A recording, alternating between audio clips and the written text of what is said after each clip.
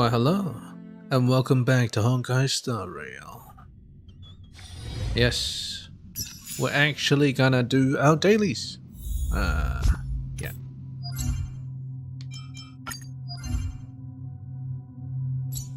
Just keep gaining money.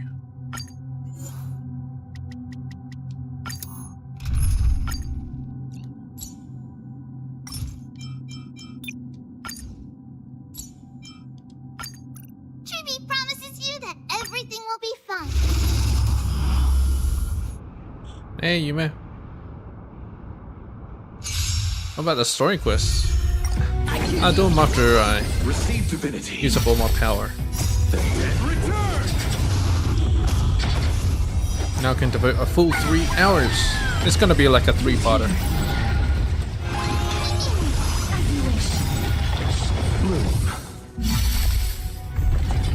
It's gonna take me like about 3 streams to finish off the story.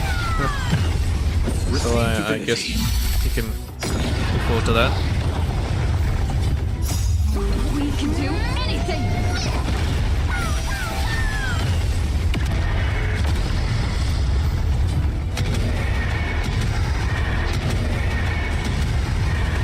May death protect us. The dead return.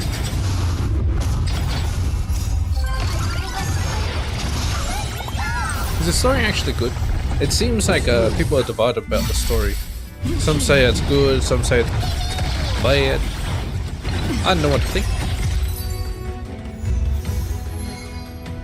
So far the story has been alright. 3.0 to 3.2. Receive divinity. As you wish. Bloom. Repay.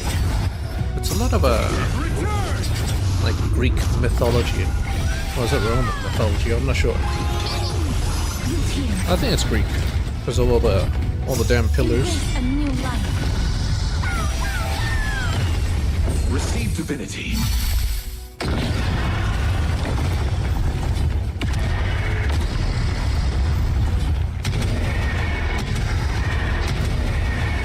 May death Well. protect us. Anything they do is like better. Is like better than 2.0, right? 2.x must be.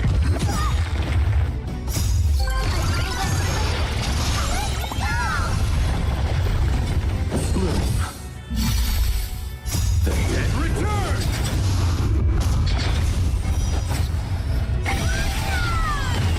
Root here.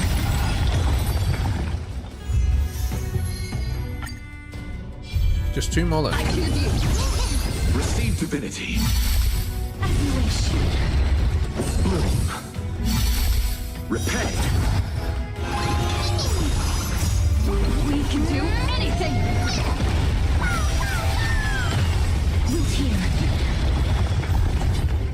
Embrace a new life. Receive divinity. The dead return.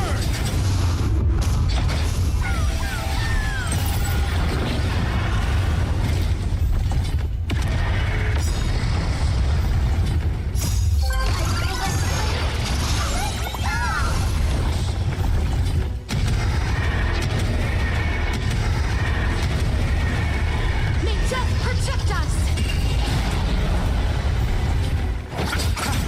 As you wish.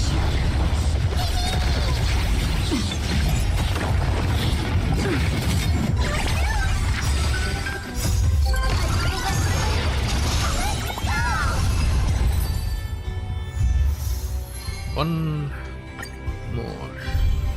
We can do it. Bloom. Root here. Receive divinity. Repay. The dead return.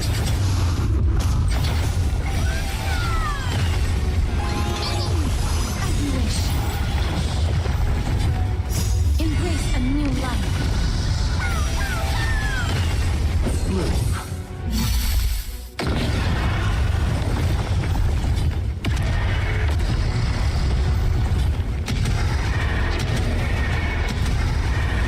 May death protect us.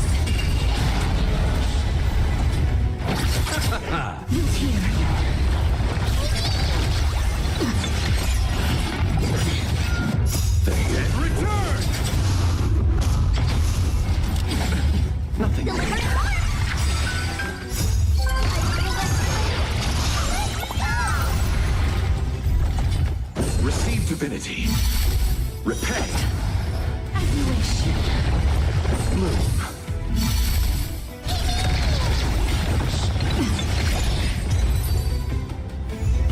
Alright. Actually, maybe I should talk to the Weaver. I think that's what I forgot to do. I need to talk to the Weaver over at Okama.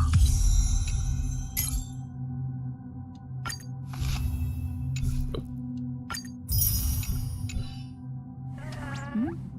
Let's see. Star Realm map, Amphorius. Eternal Holy City. Because I deciphered it, well, not really deciphered it, but I got the last piece. Wonder what she says. Where to now? Hey, bitch. Winds. Alright. About the flickering of the nymphs. It seems you've noticed that. What do you need? Can you make these nymphs stop flickering? You don't like it? I'll go tell the nymphs to behave.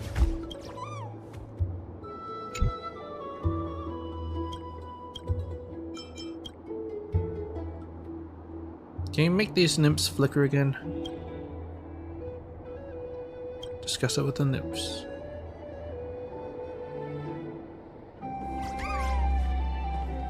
Oh, great. It's another fucking puzzle. Finding speculation first and finding your minds, the possibility that these nymphs only appear when they are observed by you.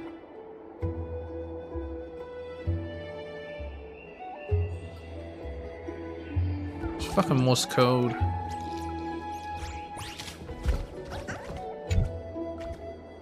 I can't be bothered working it out.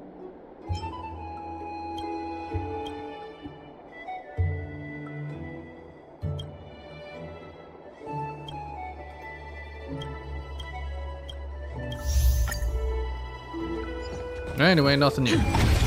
And apparently we have Morse code, so, you know, there's that. View story recap. Yes, view story recap. Following the advice of the Chrysos heirs, I embarked on the trial of time, only to learn that I had been dead since the moment I stepped onto Amphorius. To reclaim the future that had been stolen from me, we pushed onward in pursuit of the Death Titan, Thanatos. Yeah, Stealth sounds quite different. Quite a bit different. Meanwhile, Anaxa, one of the 7 sages of the Grove of Epiphany, and how about free from the surveillance of the Golden Threads and actively sought refuge from the Council of Elders. After winning the Council's trust, he ascended Dawncloud with Circes, the Reason Titan, who resided within him, and sought an audience with Kephaly, the World-Bearing Titan.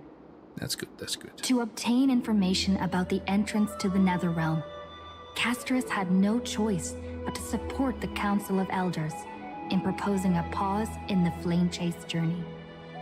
With the aid of the demigod Cypher, she set out for the ancient city of the dead dragon, Styxia. One final, and it's like Castris successfully recreated the dead dragon Pollux via alchemy, and used its power to return to the Netherrealm, where she faced Thanatos, the Death Titan.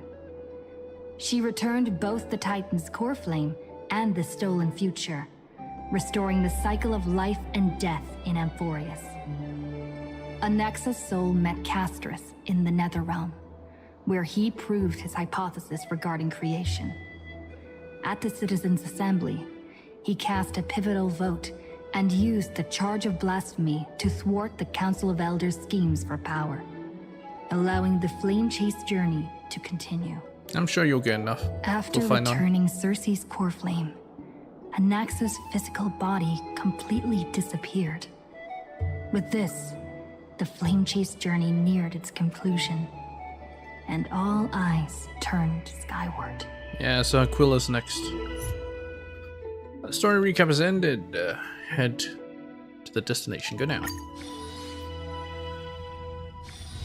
It's still So it's all about Hyacinth. Where to now? I guess. Oh yeah, it's just 2 left. Wait a minute. 2 left. Got Thanatos. Fagusa. Who the hell got Fagusa? Cersei's. Thanatos. Talantin. Arnix. Giorios? Oh no, one of them is Giorios. Nice. Can't remember which. Thanatos. That's Nicodor.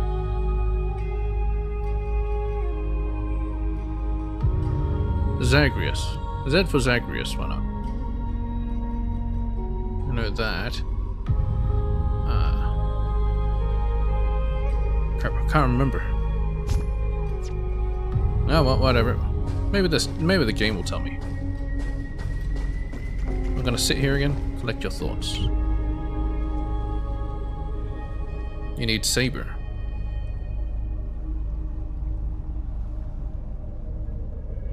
I don't even know what type Saber is. Thanatos' and Cersei's core flames have been returned. Sometime after that. The 12 constellations hover above, overlooking the vortex of Genesis. She's wind destruction.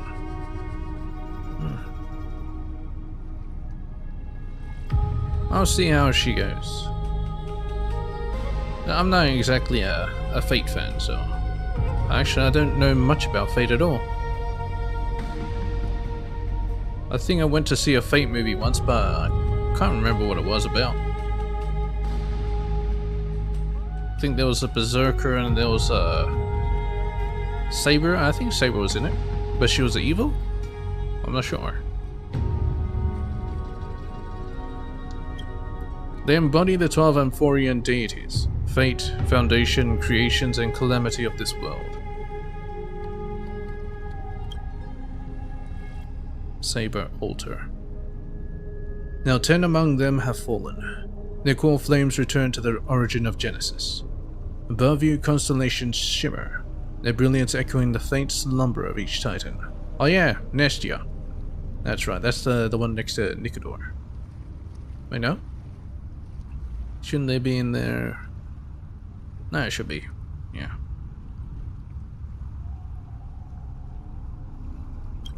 And you have experienced 4 ascensions and 4 partings. Only Carefully and Aquila next. Well, Carefully is going to be the last, obviously. Strife. The Lance of Fury once became the Mad King, plunging the world into ceaseless strife, until your valor brought it to an end, alright. And its demigod successor, the undying Maidamos, chose to bear the title of Kremnos alone, returning home to be crowned as the last line of defense for the Holy City. Mighty, may your battles know no defeat. Well, if he loses, we're screwed. Time. Back then, the incarnation of time entrusted Mem to you at Temple of the Three Fates. Back then, the lively girl with red hair fulfilled her mission and bid the first farewell. Tribios.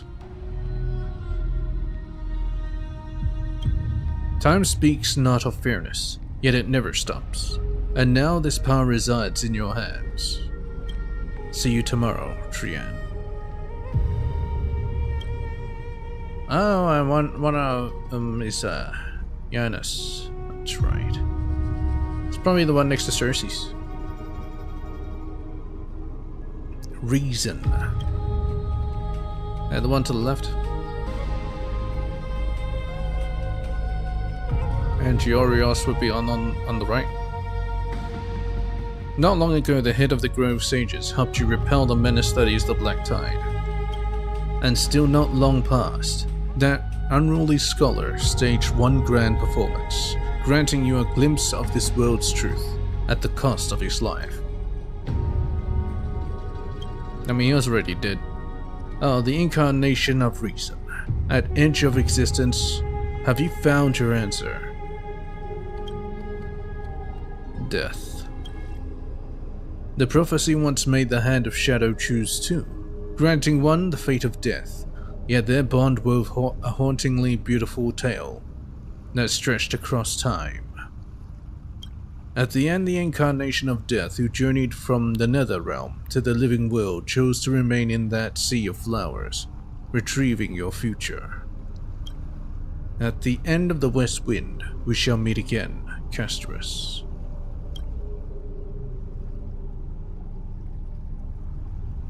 So who the hell's Fagusa? What a long journey it's been. There's Fagusa, Giorios unaccounted for. Well, at least we've never met them. Time and again, farewells haven't numbed you. You can't help but wonder, how many more goodbyes would the journey of trailblazing entail? You question whether you'll be able to express each goodbye with heartfelt emotion. Your thoughts sink into the ocean. You recall how the Amphorians cherish epics, using stories to soothe their sorrows. Perhaps you should embrace this way to dispel your melancholy and regain your strength. Then let it begin. Countless words of adventure surge through your mind. You need only to grasp just one to anchor your creation. Don't be influenced by the noise outside. Just focus on the key word in your mind. It is indeed difficult, but you should still cling tightly to your inspiration, weaving heartfelt and elegant verses. The hell am I doing here? Writing poetry? Alright, this is an impossible task. Just one glance at your phone, it won't disrupt your thoughts. Also, you take yourself. I'm pregnant. Cypher, how'd you get my number? Show me the money. Great mystery. Last time in Styxia, zero time for treasure hunting. Absolute disaster. Now the River of Souls mostly retreated. I'm back, baby. In the water, a big shiny chest. I can't use the miracle orb, and I can't wade through. No power of time is needed now. 70-30 split. 30 for you and 70 for me? I'm coming. In Styxia? I thought I'd been through the entire place. Alright. Yeah, 70 for me because it's mostly my power. And you found it. That's all. Exactly. 30 for you and 70 for me. Details, schmeetails. Get here and we'll talk.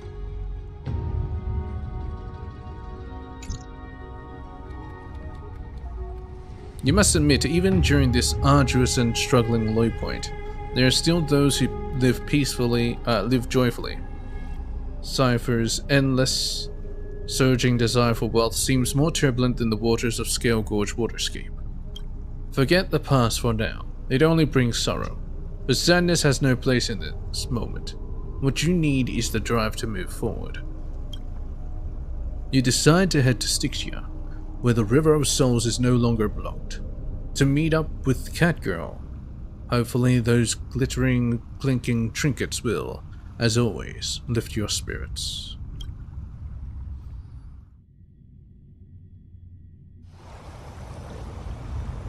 Oh, Styxia's moonlight is so beautiful. Yes, until you get closer and then you see the other moon. And the River of Souls is so quiet. It's like everything that happened was just a dream.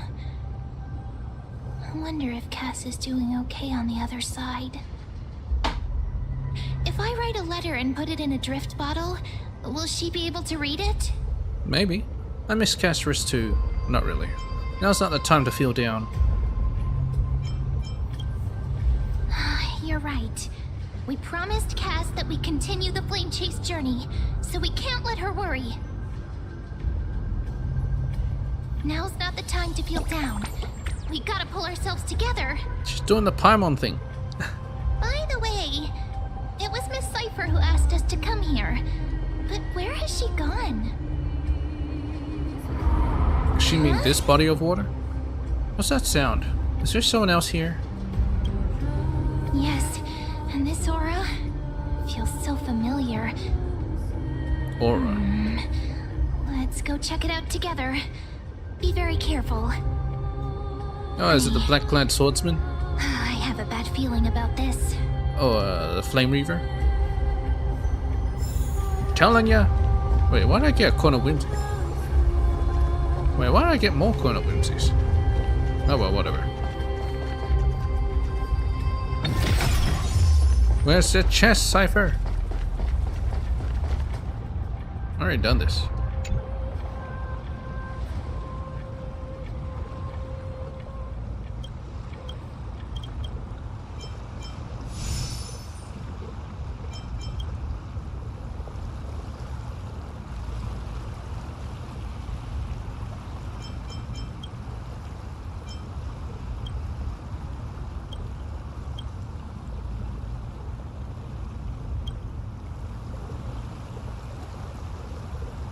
It's just like sending a message. If you don't leave it in too long, you can still unsend it. Someone or something must be looking out for you. You emerge completely unharmed. Or just maybe you have an invisible ankle. The legendary Cascade's heel. Oh, it's the same shit.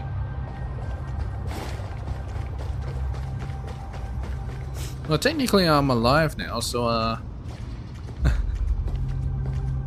so that should have killed me, right? Hey, what's that on the ground? Should we pick it up? It's a coin of whimsy. Careful, careful. What the hell are you doing? It's a piece of black cloth. Yep. Now, where have I seen this before? Have no clue. It's the Flame Reaver. Did someone rip off a piece of my clothes? What? No, your clothes are perfectly fine. Could this be from I'm just trying to get the Flame more Reaver's better clothes. cloak? Why is it here? Mommy! Look out! Come on, we can just talk. Although I have the core flame of time. Ma'am, get ready. You want the pink puppy, don't you? It's finally time for me to bow out. Is it finally time for me to bow out? Ma'am, get ready. You want the pink puppy, don't you? What? Now I'm sad. This isn't the time for jokes. Let's try our best to deal with them for now, and we'll slip into the past with time's power as soon as we can. No, we could just talk. We don't have to fight. You see, he seems cool with it. The river of souls What about it? is full of fish, big and delicious. Full of fish. Okay. What?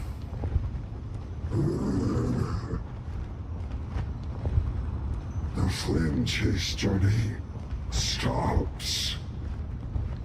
Okay. Meow, meow. Meow meow? Meow? What's happening? Is this meant to be a riddle? Flame Reaver's gone mad. The end. We already knew about the mad part, but are we still in danger? Maybe he's affected by all the souls. In the river of souls.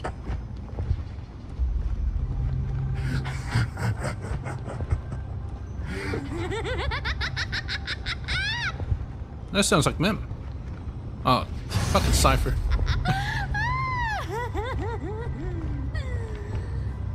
Sorry, I couldn't pass on the chance to give you two a good scare. So it's you, Cypher. What a terrible person. Let's leave. This Cypher must be fake too. Run! Don't run! I'm the real Cypher. The real one.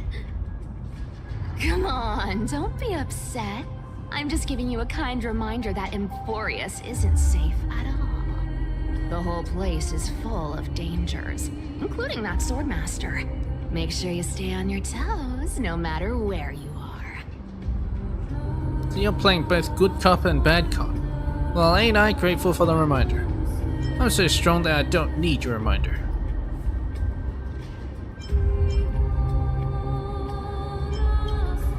Hey, I'm just making it up to you. You're not gonna hold that over me, are you? I absolutely am. So, was that a Flame Reaver disguise? Or a magic trick? It looked so real. Is that the power of the trickery demigod? Yeah, how are you able to disguise as him unless you've seen him before? Disguise? No. It's not as simple as that. Let me think about how to explain this. For example, what did you think when you realized that piece of cloth came from the Flame Reaver's cloak? What did I think of? Flame Reaver? We thought that maybe the Flame Reaver was around here somewhere? That's right. And then you heard some footsteps. What did you think when that happened? I didn't hear any footsteps. Well, we thought it must be the Flame Reaver coming this way. Yep, exactly. I just used some hints and, mental suggestions to help you believe in a lie. So it's illusion. Lies are what Zagreus is best at. If everyone believes in a lie, then it becomes reality. Okay. If Power everyone to believes make it. lies into reality? That's got all my hair standing up. Sounds important. Nice, now I know your secret. And you're just telling us everything like that? I sure love your arrogance, Grey Mystery. It's kind of like how the orcs seems from just trust you Warhammer for a 40k work. reason. Someone as honest as you couldn't trick me even if you wanted to. So, there's no harm in telling you. Besides, we still need to team up to go treasure hunting, right? Let's wrap up here. It's time to get going. Oh, was that your teleslate? Oh, that's just from the Flame Reaver, don't worry about it. Paimon? Cascade, did you rest well? I came during lucid hour and you seemed asleep, so I didn't wake you up. But in current circumstances, I can't stay idle. Well, it's time to continue our training. Let's go into the grove, shall we? I'm kind of busy at the moment, Finon. Or maybe I could just ditch her. Aren't you a popular one? But I got to you first, so help me with the treasures, and then I'll send you two to the grove. Why do you need so much money anyway? Gonna go live handsomely somewhere after this? Curiosity killed the cat, you know. Do you think I'll spend it all? That's so not why I hunt for treasures. Don't forget, I'm a demigod too. And there's a line reserved for me in that stupid prophecy as well. You shall walk with greed and die over petty change. But I don't believe in that. As long as I keep collecting treasures, then I won't need to care about petty change. And as long as I don't hurt other people But they when I all get petty what change. I won't be walking with greed, right? Isn't that simple? So, as long as I keep going no. down this path, all those predestined prophecies and fates will never catch up to me. It kind of sounds like you're... It is catching up to you. You're walking with your prophecy. This is greed, and this is all petty change. It's all petty change if you can't spend it. That was a long speech. I'm getting thirsty at this rate. The treasures of Styxia aren't gonna float up on their own. Come on, Grey Mystery. Show me what the authority of time can do. Well, I never known that Pato Fellows was smart anyway, so... I guess it's pretty accurate. A few days later at the crash site of the Abyss of Fate. So, this is the car of the Astral Express you've spoken of. It's still burning? My repository of memories has been enriched with another fascinating piece of information. Thank you for leading me here, Lord Donham. Can we like salvage it or at least make it stop burning? Oh fuck, still not voiced. I'm surprised a council elder like yourself would be willing to journey so far to inspect the Express. Arcanans hold wisdom and knowledge in high esteem.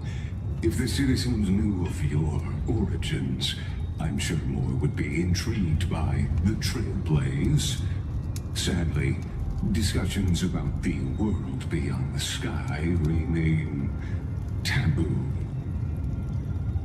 Taboo? Because of who? Who made it taboo? Well, anyway, David, go back to bed. It's been quite some time since you first arrived in Akama. Presumably, you've been looking for a way to leave ever since. I can just always teleport, but technically I'm always here, so... I've been actively gathering clues and testing different things. Sadly, the more I find out, the more powerless I feel.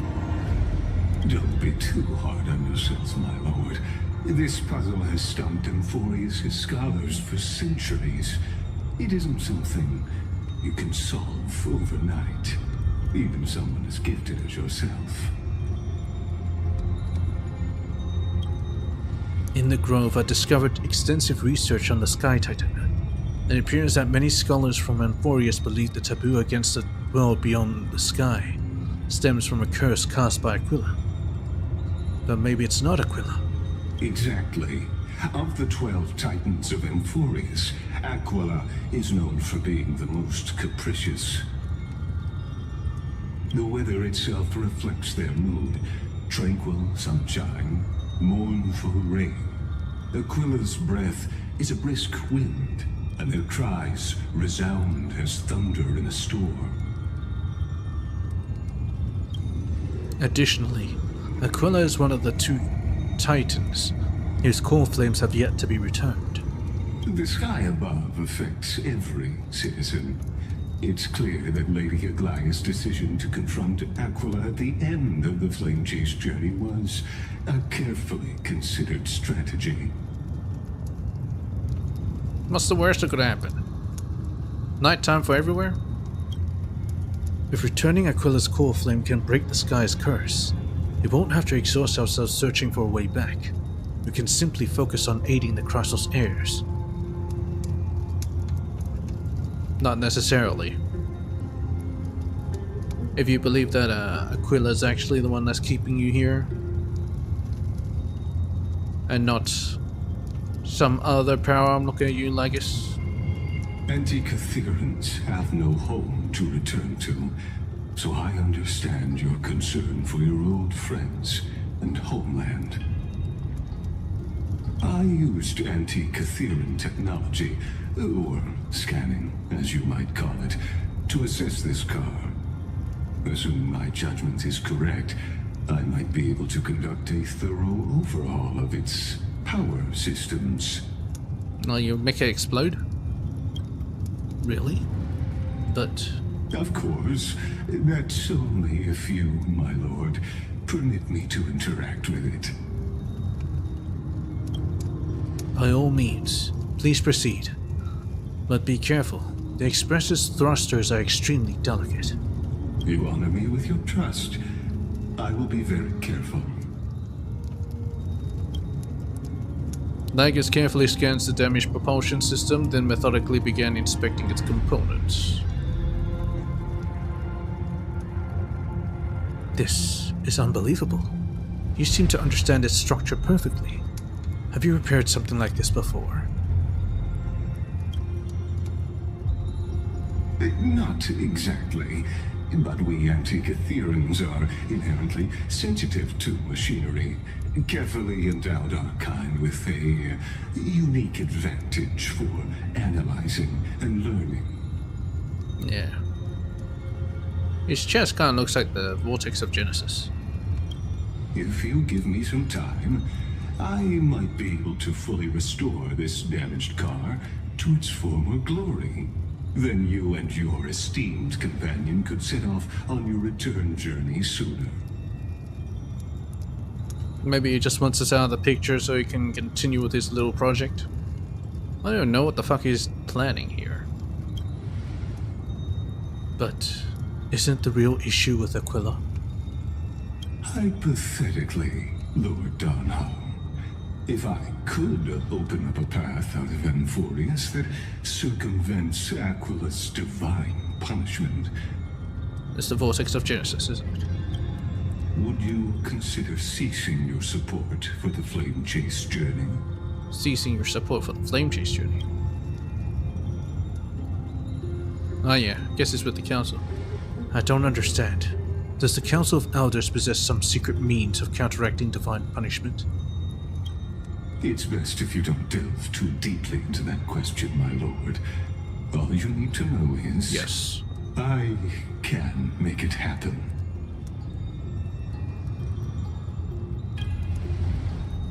Maybe this is not a decision by the Council of Elders, but rather his personal wish.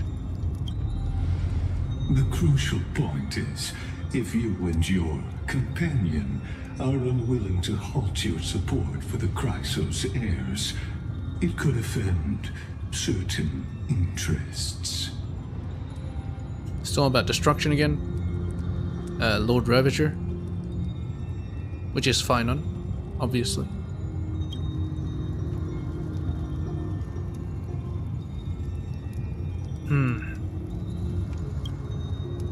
Forgive me, Lord Lygus, but I must be frank. When visiting Dawn-Cloud, I reviewed the records of many council elders. Among them, only your background was nearly blank.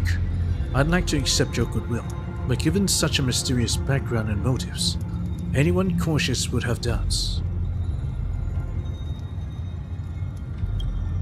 Your prudence impresses me, just as expected.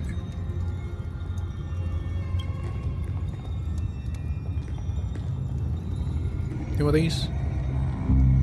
Oh. Are these people...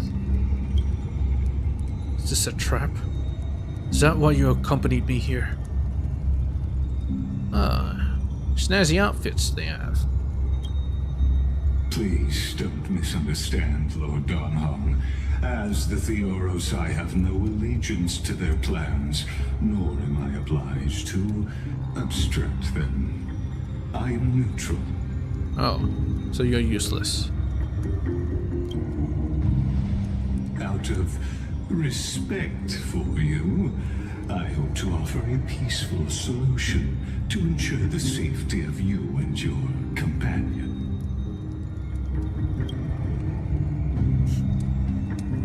They from the council. 1 against 4 then. Just to confirm, if things turn ugly later, will you help me? Will you help? Not help me, but help them. I will not.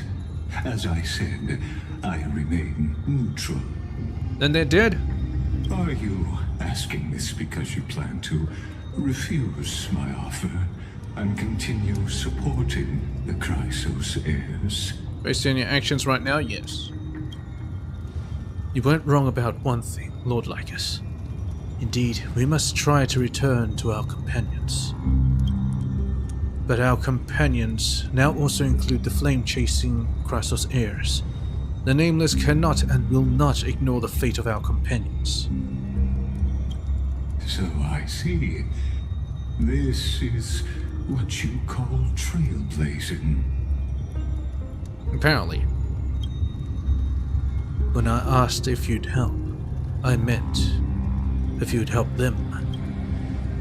The ones who need help are them. Yeah, I get it. Call the ambulance, but not for me. Meanwhile, in the Grove of Epiphany.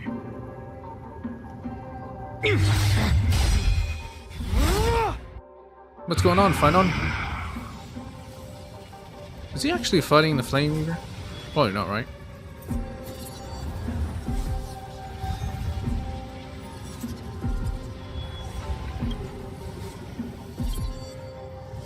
You have such overwhelming powers. Why?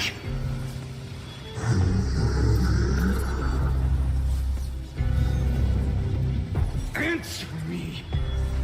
Why do you stand in her way? Why do you want to take the core flames? You know the answer. Because I am you. Oh no! He can't hold on anymore! Drag him back here, friend!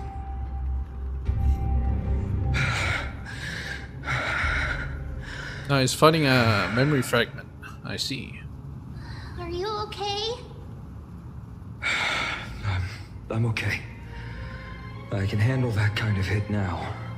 But a few months ago, that would have knocked me out. Months? Always keeping me on edge. If I had passed out, that would have been it. That's why I made sure you were well fed and rested on the road. Thanks for the help. To face Aquila and other potential threats, I must sharpen myself with the most aggressive methods. So we helped Cypher, right? And then she whisked us over here?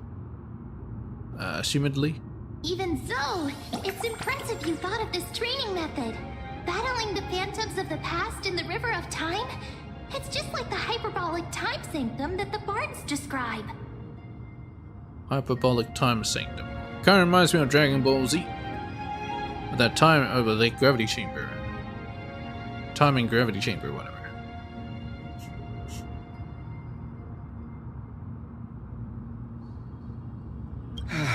It's working pretty well, wouldn't you say?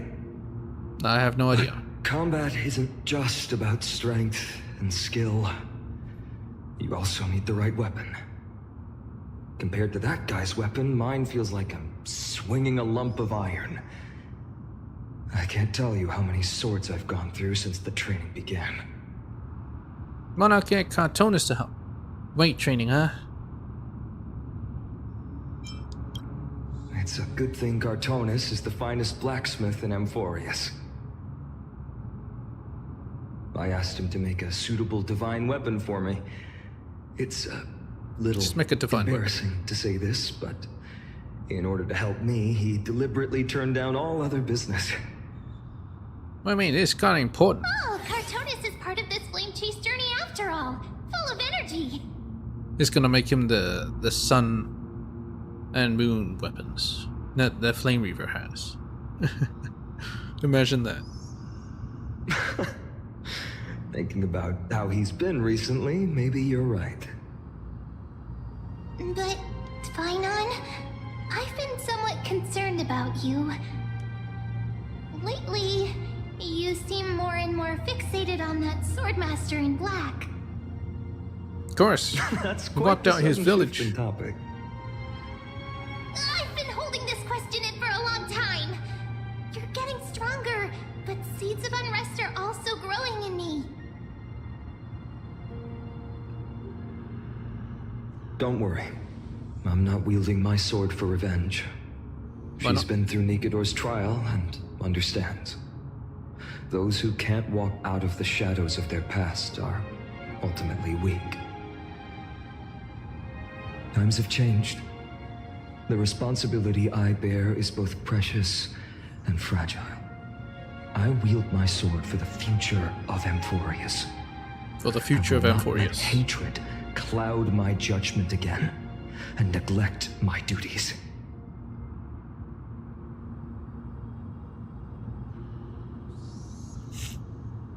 For the future of Amphorius. Yes, definitely.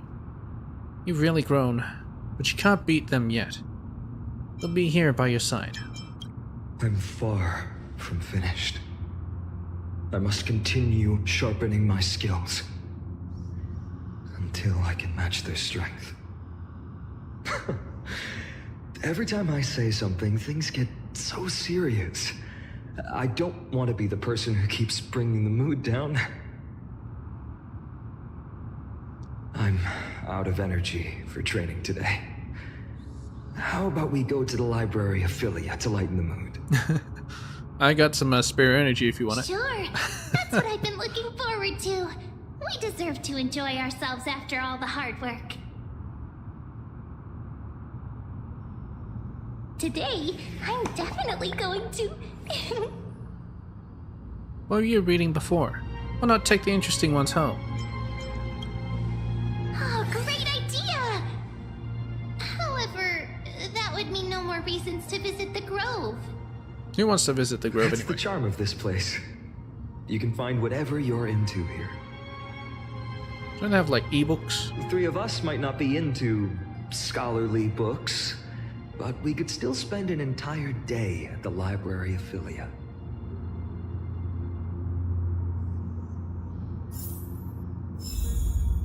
Head to the Library of Philia. Is there anything else here? Not really.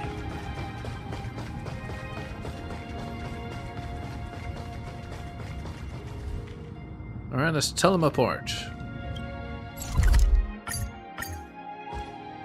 Here we are! Where was that slate last time? Was it here? Or maybe over here? I'm off to have some fun! It's free time now, so you should relax too. Not too sure how relaxing this will be, but with this fucking heart pumping. For sure. Browse some books nearby. Over the past few months, you've come here more than once, fishing out that small piece of essence from the ocean of knowledge that best suits your tastes. You're quite relieved that Dan Heng isn't around. No one will be there to judge your reading tastes. Yeah, it's, where's Wally? The scroll at hand shows a line of small text. Non-standard reading material. Please return to its original place after borrowing. Do not let any Grove professor discover it. 10 exclamation marks. It seems that the scholars of the Grove, amidst their profound academic discussions, haven't forgotten their little hobbies. So which reading material will you peruse? Forbidden Love, The Tree and the Butterfly. She wandered through the flower sea, searching for a glimpse of those fluttering butterfly wings, but without success. Sir, I've heard that every flower has its own florography. Generally speaking, that perception is correct. She heard the voice but couldn't see the speaker. Yet Cersei paid it no mind. She calmly responded to her most special student while scanning her surroundings. What is your florography? I'm afraid I'm not a flower, but a tree. Evidently, this answer failed to satisfy the other party. A sound mingled with dissatisfaction and disappointment reached her ears, prompting her to add another remark. Well, if we're just speaking metaphorically, I suppose it would be intelligence. However, her objective was nearly accomplished. It should be around here somewhere. Now she just needed to find some bait to draw her out. Intellectual, yet also romantic? Perhaps it's because I hibernate? You see, in my long dreams, I've made promises to countless lovers. Really? The butterfly-winged girl suddenly rose from the thicket before Cersei's, startling her slightly. After all, at this moment the distance between them was virtually non-existent. Gazing directly on Nestia's face, allowing the light reflecting from her lips to pass through her eyes, a hint of crimson flashed across Cersei's face, almost imperceptible to onlookers. Of course, her composure was wavered for only a moment. Then Cersei wrapped her arms around the girl's waist, and as if pulling up a radish from the ground, gently lifted her from the flower thicket. Of course not. Caught you now? Placing her on the ground, the giant tree's incarnation gently stroked the butterfly wings with the edges of her leaves, confirming the other's normal state before slowly withdrawing. So, now will you tell me? Why have you been avoiding me? Would you two please refrain from frolicking my Attila garden? A cold voice unseasonably interrupted their thoughts. Indeed, for the Garden's master, the incarnation of death. Such lively atmosphere was truly something akin to a natural enemy. Sorry, we'll leave at once. Thank you for listening to my troubles, Madam Thanatos. Sir, let's return to the grove. Sorry, Than, for troubling you. I see, you two are... Also, but Cersei's. You must be aware by now, right?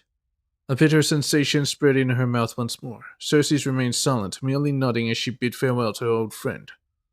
On the way back to the grove, Nestia remained completely silent. After one unsuccessful attempt to question her, Cersei struggled to find another opportunity to speak and simply refocused on the path ahead. Voices of gossip reached them, causing irritation. A genius. So what? She's just like, so terrifying. A stern figure approached rapidly. It was Blank, the source of the irritation. Nestia offered Cersei a smile, then turned and walked away. Blank cast a sharp glance at the direction of the butterfly-winged girl's departure, then shifted his gaze back to Cersei's. First came perfunctory reports and spiritless small talk, then escalation to arguments that resembled personal attacks. Someone who doesn't like Cersei's? Do you truly understand? I don't need to. Let me be direct, Cersei's. To romance a student, even your own creation, don't you find that perverse? Pow. This was the first time the embodiment of reason allowed emotions to govern her mind. The sensation left on her palm felt as if it could scorch through the heart of the tree. From nearby came the sound of running footsteps. Familiar yet somehow strange. Cersei wanted to give chase immediately, but the words echoing in her ears tripped her steps. She was indeed somewhat distracted, allowing the girl's image to surface and fade in her mind repeatedly. But her resolve crystallized. The third curtain fall hour had slipped by. The personification of the giant tree approached the gilded chrysalis, cried her beloved's name, then stilled, as if she had frozen. The traces left by the butterfly-winged girl who dwelled here were all but erased. Upon the foliate desk lay words, a maiden's first and final love letter. Love you, Cersei. I've already received a graduation gift after all, so forget me. What, did Nestia already die? Is that what Thanatos was saying?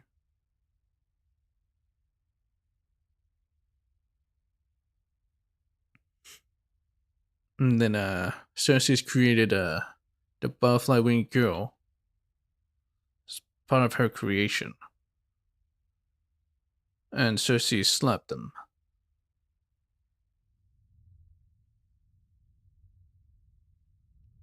Wonder who Blank is. That's it? Nothing else? This love story abruptly ends at its worst moment. Whether the author lost the motivation to continue or some urgent situation occurred remains unknown. If it were the latter, the Flame Reaver is fully responsible. The professor can't possibly be this shy. Oh boy. Sorry I'm late. I used the power of Cognos Bloom to climb over the vines, rushing to the classroom and nervously pulling open the door, only to make eye contact with the person I had an appointment with. The professor, barely over 30, was leaning casually against the stone lectern. Loose and relaxed. The scholar's robe gleamed bright in the dim light of the overnight, giving off an almost divine aura. The first class, and already late. Looks like someone is eager to meet Thanatos. In other words, this was our first one-on-one lesson, and I just totally blew it from the start. Probably even Cersei would have felt embarrassed looking at such a sorry scene. Luckily, I had already come up with a plan. Sorry, Professor. I'll do anything to make it up to you. Anything? Oh, please. I hope you'll be lenient.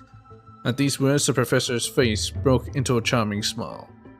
Then I want you to teach me. Wait, Professor? I want you to break down the points in this paper, word by word, and explain them to me, slowly. Although there is no mirror here, I could guess that my face had turned red from the sudden and direct request. But, Professor, I'm still just a student intern. Isn't it a bit too early for me to do something like this? I finally worked up the courage to say it. Do you want me to waste the lesson I prepared, you fool? At least At least wait until after class. If that's what you'd prefer, then fine. But don't forget I still haven't forgiven you. So, what should we study first today? Why don't we peruse the academic journal? I think they recently published a paper on the patterns of natural numbers. Sounds good. Come on, let's have a look. The research paper was immensely valuable, but I couldn't even grasp the basic arguments, as I was too deeply engrossed in the professor's sharp gaze. He looked so rational when he was immersed in numbers. Nothing less than I'd expect from the professor I cherished so much. After that, we experienced the enriching lesson. We wandered through the classical literature exhibition, eagerly absorbing the newly compiled Titan faith studies. Finally, we lingered into the dreams woven by the latest works of the Erythrokeramism school, so much so that we completely forgot. The bell signaling the curtain fall hour rang, and we looked at each other. Class was over. More than once, I had resented time for its seemingly linear flow, yet I remained powerless to interfere with it. The professor looked at me and paused for a moment, as if making some kind of decision, then muttered, "Take out your paper. I'll help you revise it." "Really? You mean it?" "Yes. You are a student I take great pride in. I've been considering this for some time." "Professor, let me understand your thoughts, your research, your everything." No further words were needed. Two seekers of knowledge, driven by instinct, began their deep exploration of ideas. At that moment, we had yet to realize that after this lesson, another name would appear in the acknowledgments of the paper. And in the end, this would be the very spark that led to the founding of our academic symposium. Well, it's very, subtle. Not really. Another name would appear in the acknowledgments of the paper. They had a child. Okay. Fantastic. After finishing this mind-checking piece, only one image remains in your mind. The express, Walt, phone. For a young Stellaron host, this type of literature remains far too ahead of its time. One Punch God Aquila. Brushing off the dust that had settled on him, he adjusted his attire and stood firm, facing a giant eagle in a tense standoff. So you think you're something special just because you defeated the silent Gyorios? Mortal, heed my advice. The God King remained silent, gazing into Aquila's 1,000 eyes. Slowly he raised his right arm, 4 fingers pressed together, and with a simple motion he lightly waved at the colossal being before him. Arrogant fool! You will pay the price for your insolence!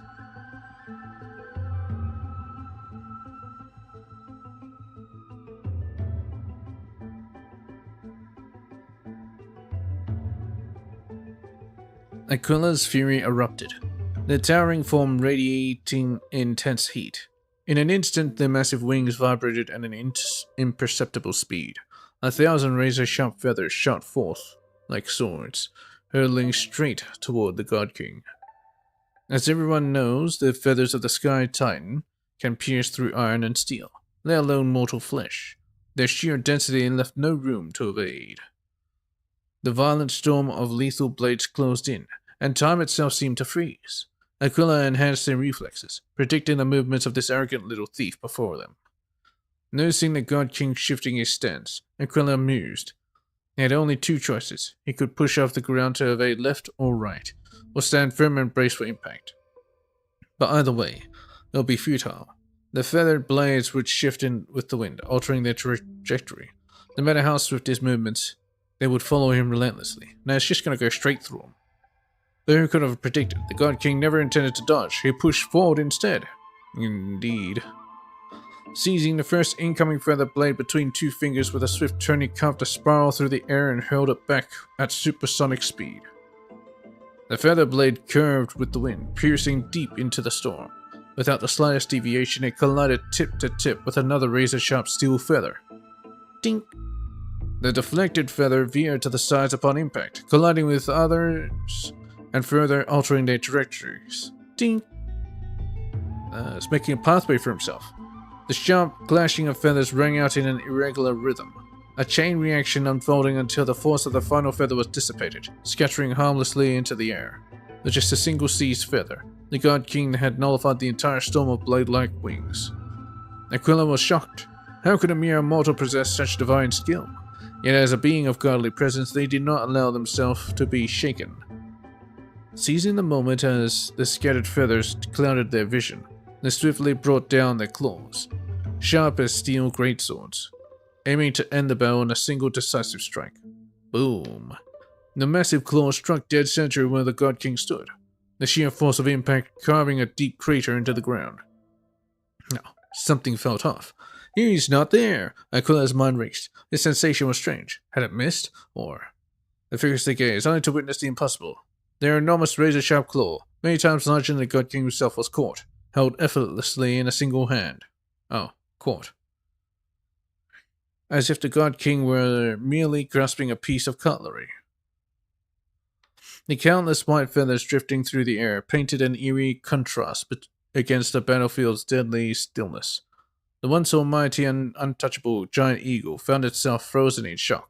For the first time in 1,000 years, muttering in disbelief, they said, "Impossible! Even Jurios, when fighting me, could do nothing but evade beneath my iron claws. Yet you, what in the world are you?" Haven't you already figured out the answer? A mere mortal, nothing more. You cockle-little... Aquila attempted to retract the claw, but under the God King's grip it was as if frozen in place. Completely immobile, the expression darkened. Seeing this, the God King seemed to smile. He clenched the fingers of his free hand, and then, at a speed even at times vision could not perceive, with full force he swung his fist. Boom! In an instant the divine body shattered. A tidal wave of force shook the heavens, sending tremors through the divine steel-forged walls, cracking them in multiple places. The sacred temple teetered on the brink of collapse. From this moment on, the celestial realm would exist no more. The people of Amphorius would no longer endure the tyranny of the heavens. And all of this was made possible by the God King's mighty blows. No, by a single punch. The distant Time gods sensed the fall of their comrade and erupted into furious howls. Was there no one who could stop him? How could his advance ever be shaken? What they did not realize was that even one as mighty as the God King was still bound by the desires of mortals. Just as before the battle began, he once again adjusted his attire. Congratulations, you have reached your end, Aquila. You are strong enough to be worthy of the name Sky Titan. He ignored the crumbling stone walls behind him, and strode toward the temple's exit. His steps were steady, yet the disappointment on his face was unmistakable. But your only flaw was failing to make this satisfying for me. Next episode, battling Nicodor. Next issue on hiatus. Invigorating literature, your favorite, of course. This article leaves you feeling unpowered, as if you're the author's one-punch god incarnate. Sky Titan Aquila? That's nothing. Let's stop here. I wonder what Finan and Mem were reading. She speaks. Let's take a closer look. As I spoke too much reading that damn shit. What the hell? Alright.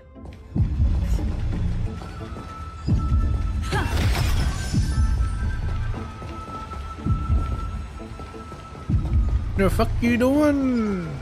Mem? Can you even read? Month of cultivation, curtain fall hour, a time Just to reading it feast aloud. on greens, a poor time for fishing. But then again, are there even any spots left to fish in Amphorius these days? What are you looking at? Are you into fishing?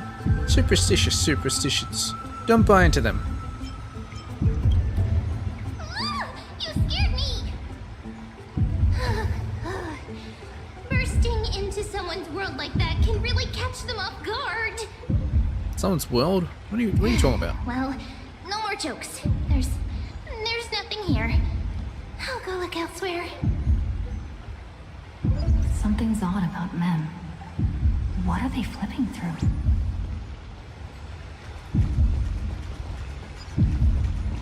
Just flipping through a National Geographic.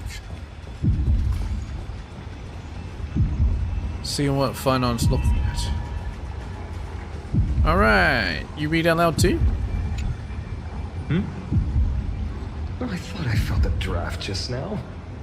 Peeking isn't polite, my friend. What do you mean? Everyone loves me peeking. Just curious what you're reading. Are you reading something you shouldn't be? In front of you all. That would be pretty careless. Here, look, I'm reading this. Antiques Appraisal.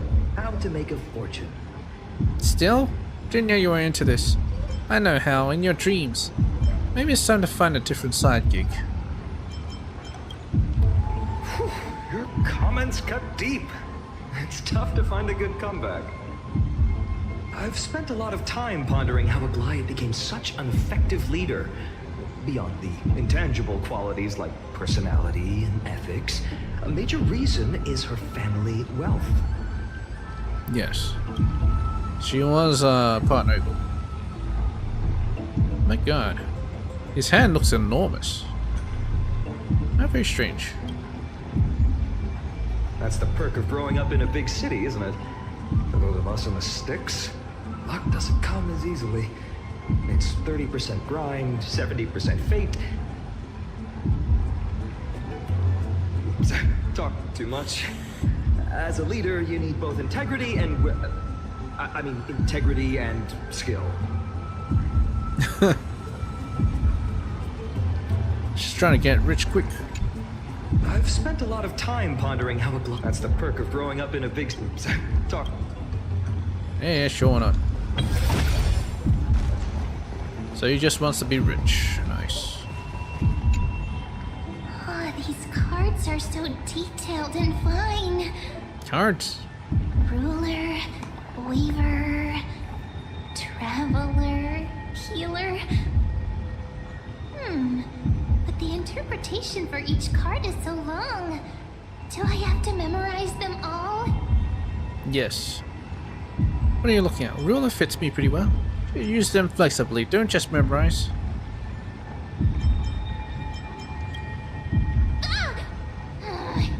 What a coincidence!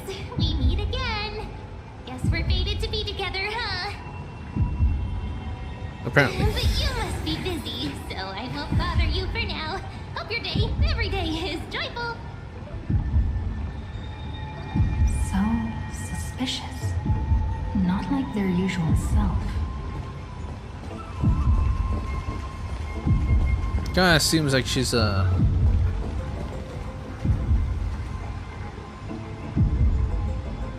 she's like really into some role-playing stuff.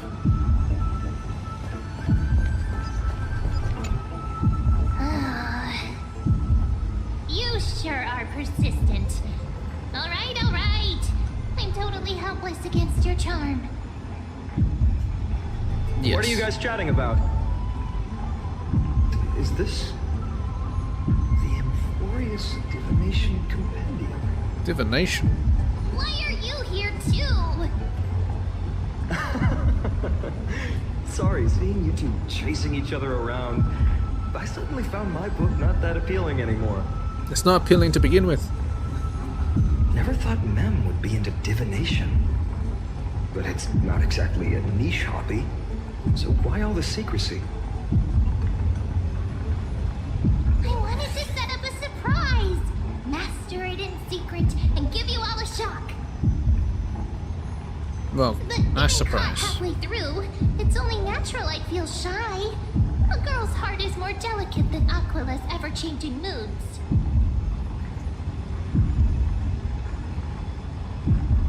Yes. A surprise, huh? Someone else used to tell me the same. She was really good at stargazing and divination, especially with cards. Yeah, just like the ones you're looking at. And you must be pretty familiar with all sorts of divination techniques with a friend like that. No, I know nothing about it. I've never really believed in using cards or bones to predict the future.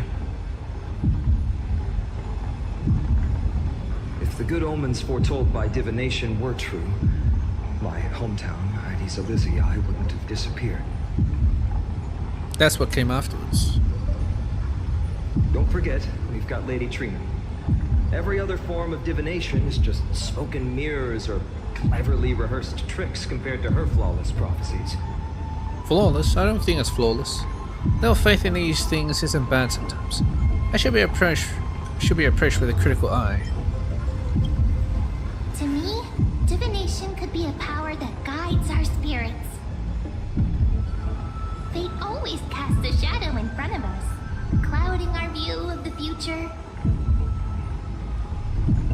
That's why people turn to divination. It's just to find a small reason to give them courage to face the unknown. You've really thought about this, haven't you? What if divination predicts something bad? Divination is only meaningful when there are both good and bad outcomes. Yes. It's not about only divining the good. Even bad omens serve as guidance. They can help keep us alert, right? Sure. Strange. Make us not The surprised. person I knew used to say similar things. Looking back, whenever she person I knew. interpreted a card for me, I couldn't help but feel uneasy. Even though I never believed in the outcomes. You gonna tell us who this person is? She's gonna keep saying that person, this person. Is that actually Mem? Maybe it was her tone. Cyrene. She could paint a complete fantasy so vividly, it utterly captivated me as a child. Right, I still carry a card she once used. Do you want to see it? What was it, the death card, the tarot card? Oh, wow! Oh, it's a fine-on So card. exquisite! I'd love to have a card like that. Wait, do I need one of those cards? Those mitts up to the task. Then gotta craft a mem-specific deck.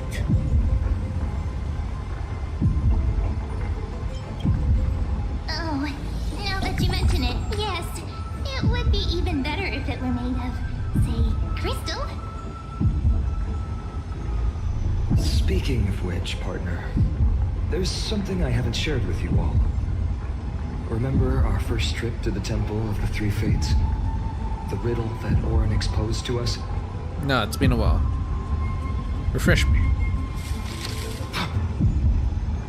You gonna say what it is? Who's there? Oh, these guys. You are... The Council. Assassins, save me! That's cosplay. Nice peeled, everyone.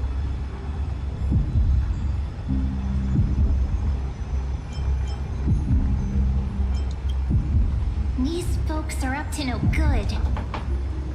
Black clothing. Masks decorated with golden blood. Are they cleaners? Yes. To directly call us by our name, it seems you, Lord Finan, have studied the forgotten history of Amphorius quite thoroughly. The Crossus-era assassins. Who are they? What's being cleaned? Clothes or cars? Your friend seems quite interested in us. Perhaps you could explain, Lord Finan. It would be the polite thing. I already know this. We I just can't didn't know let they'd our look like esteemed this. guests pass away without understanding. During the Chrysos War, to combat the Chrysos heirs, several cities formed an underground assassin squad called the Cleaners.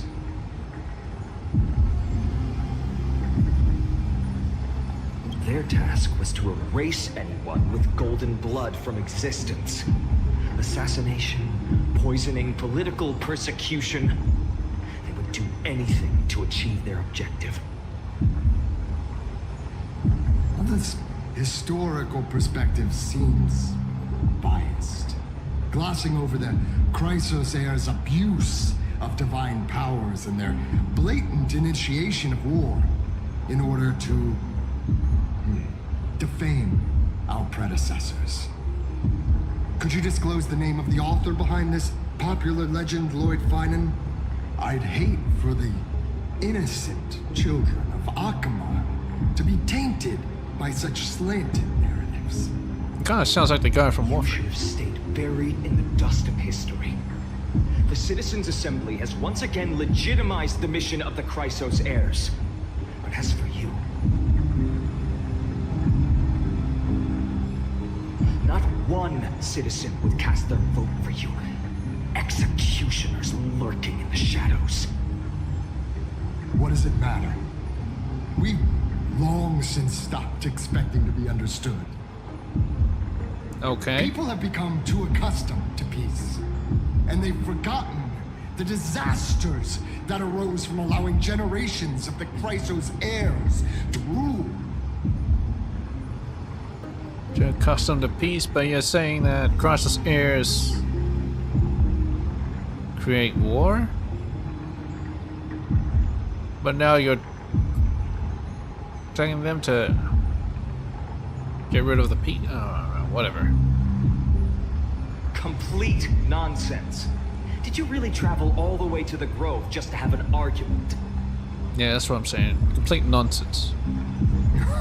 I enjoy dealing with people as straightforward as you, Lord Finan. Can you just fight? You've probably figured out why we've come before you. Just a handful of you here. Who do you think you're fighting? If it's a fight you want, let's get on with it. Enough chit chat. Keep your cool, partner. They've come out of the shadows, which suggests they have something up their sleeves. Well, I get that too. Throw me whatever you have at me.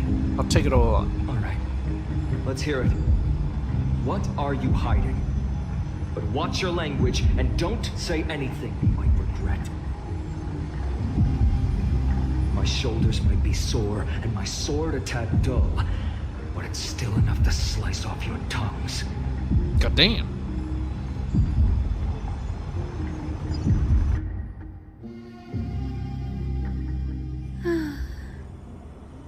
How's it going, Cinny?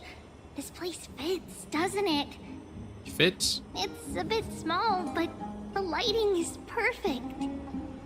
Ah, kind of turned off the light, Lady that's why. Treeby, with this, the Twilight Courtyard can be reborn in Akama. Oh, so this is where she wants to put her Twilight Courtyard. Do you like it here too, little Ika? Ika.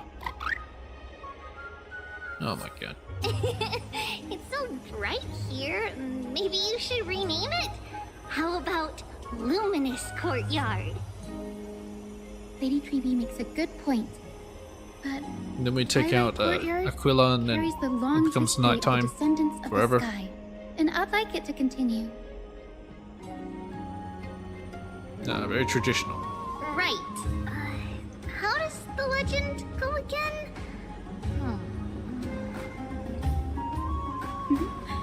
Even Lady Treeby forgets things. We just haven't prepared lessons in a while now, so we're a bit rusty. Just give us some time and we'll remember. Ah, now we remember. Kremnos in the Firmament, Volume 3, Section 5.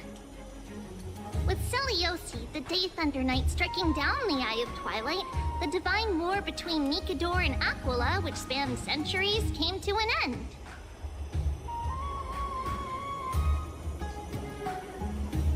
Thereafter, the Skyfolk gradually declined. Numerous sky fortresses were abandoned, and their descendants began to establish themselves on the land. Such a shame. Finally, those descended from Seliosi the Day Thunder Knight were welcomed by the scholars under Circes and established the Twilight Courtyard in the Grove. Is that how the Twilight Grove came to be, huh?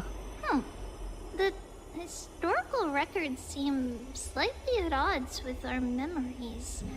But the details from that time have become somewhat hazy to us. Yeah, I'm not sure if I'll trust your memories. I forgot. For Lady Treeby, history is more than just words on a page. It's something you've personally lived through. Yes. I think I'll trust Aglaia more because she has more of an intact memory. I think she's been around. Little Ika loves listening to About the as long? stories from the legends. I'm sure you're also imagining one day you'll be as awe-inspiring as the winged beasts by Seliosi's side. Winged beasts? That day will come. I believe it. Just keep growing.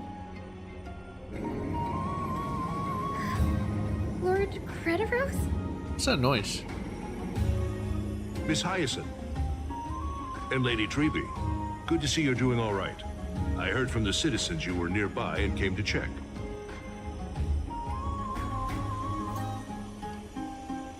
Doing all right. What's going on, Crediros? There's been another violent incident at the market. A shop was smashed and looted. It's the third time this week. What the hell? What are the guys doing? How can this be?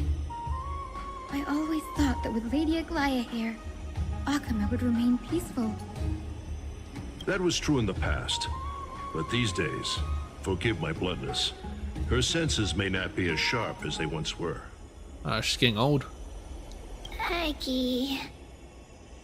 In my opinion, malevolent forces have noticed the slack in the golden threads and are now plotting to exploit the opportunity. Oh boy. The Citizens' Assembly just wrapped up. Why is there still unrest? The Chrysos heirs won by only one vote, Lady Treeby. From my years of experience, a narrow victory often walks hand in hand with unrest. What's the point of a fucking vote then? Trouble. Miss Hyacinth. Trouble. Clementine, I told you democracy doesn't work. take a breath. What's going on? Please, something terrible has happened at Marmorial Palace. What is it, Doctor? Calm yourself and talk us through. People have drowned? Lady Aglaya. What, did she drown? It's Lady Aglaya who's in trouble.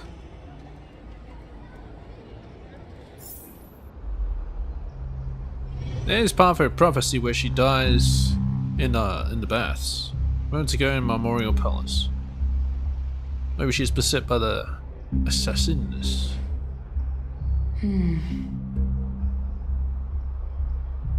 I still remember.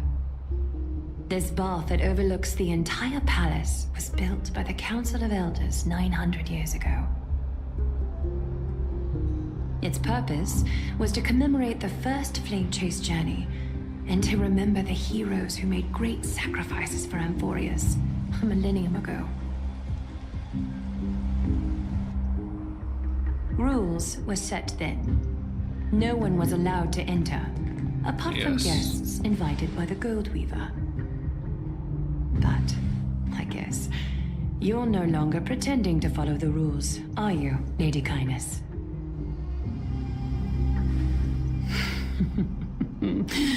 Aglaya, Aglaya. You ageless witch, hiding behind a divine facade to deceive mortals. We've been far too kind with you. Kind?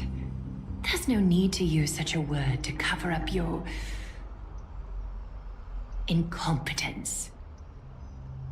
Them's fighting words. Anaxagoras humiliated all of you before the citizens. If you still had any shred of shame, you'd throw yourselves from Dawn Cloud at the curtainfall hour to salvage the last fragments of your dignity. Demigod, why not gaze into the water's reflection and see the wretched face you wear now? These days you're not only blind, but also deaf. The cleaners were born for this moment. When all orders, rules, and laws fail to restrain you, it's time for the dagger to pass judgment. Sounds just like a sore loser to me. If you're in such a hurry, give it a try. Going toe-to-toe with a demigod? We're not that foolish. The dagger isn't at your throat, but at the citizens of Alchemist's throats.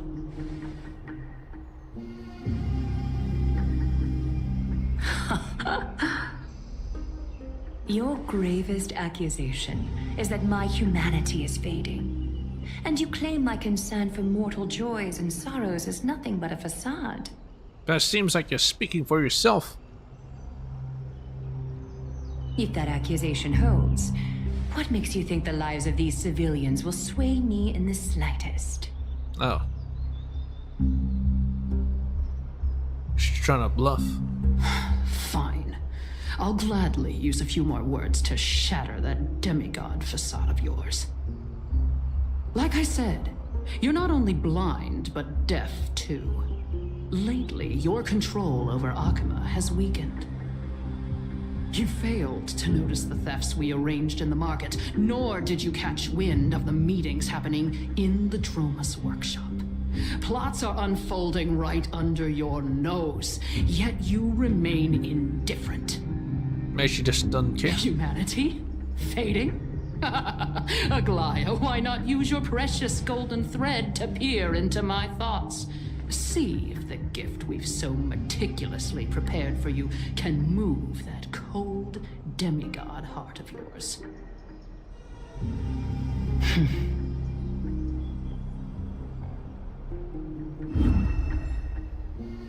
In this moment, I only regret not being more ruthless. Because your evil is beyond cure. You finally figured it out. You have grown dull. I've been holding that image in my mind this whole time to make sure you could see it clearly.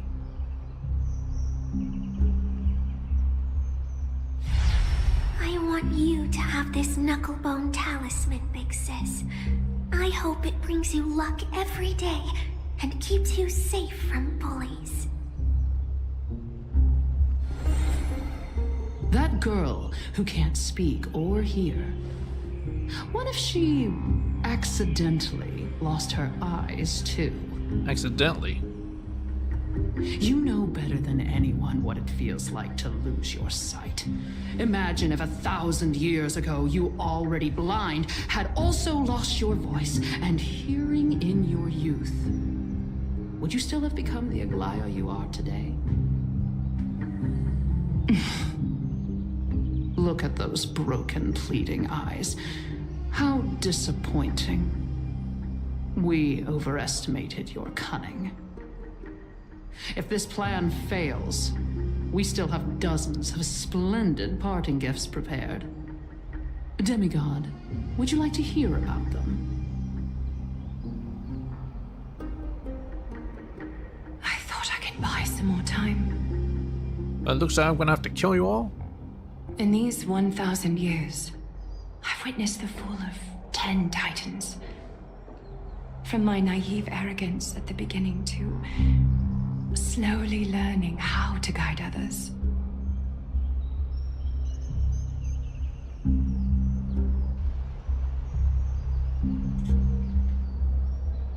Now, it's time to let go.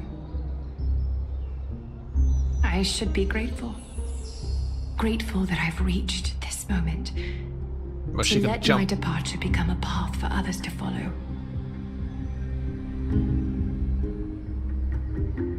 Have I done enough? If I embrace that prophecy now and sink into the warmth of these waters,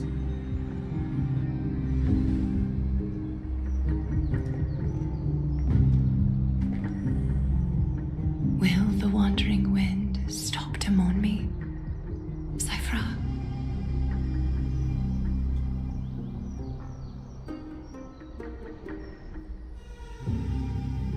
Switching to Cypher's point of view. Oh, I see. So they're beginning to die now. They're beginning to embrace their prophecy. I've come as promised. Look at this box full of gold and silver treasures. I bet there's stuff here you've never seen. Look at her in rags. Come on. As we agreed, I want to buy the most valuable clothes you have. Little thief! You've got some nerve, barging into my shop dressed in those tattered rags. That's why she's here, to What buy have you clothes. got? Let me see. Here, take a look. Only the finest goods. See the sapphire? It's even more blue than Fagusa's eyes. Never seen Fagusa's eyes. Oh, nice. Such exquisite luster. I've only seen an ocean's tier of this quality in my mother's treasury. Wait. You've seen one before? And here I thought I'd leave you speechless. What a letdown. It's just an old memory. My family estate all burned to ashes long ago. This workshop is what I built from scratch. Wow! A daughter rebuilding her family business. How admirable. Enough with the jokes. At least you did get to enjoy those luxuries. Mind your manners, Kitty. Tell me, Cyphera, where did you come from? And how did you acquire these treasures? I won them fair and square in a bet. What? Do you doubt me? Yes, very much so. Speak up, seamstress. Give me a straight answer. Do you want these or not? Strange. You're clearly lying to my face. But my golden thread doesn't tremble at all. That's because I'm not lying. I've been telling the truth from the start. Is that so? The scars and the mud stains on your face tell another story.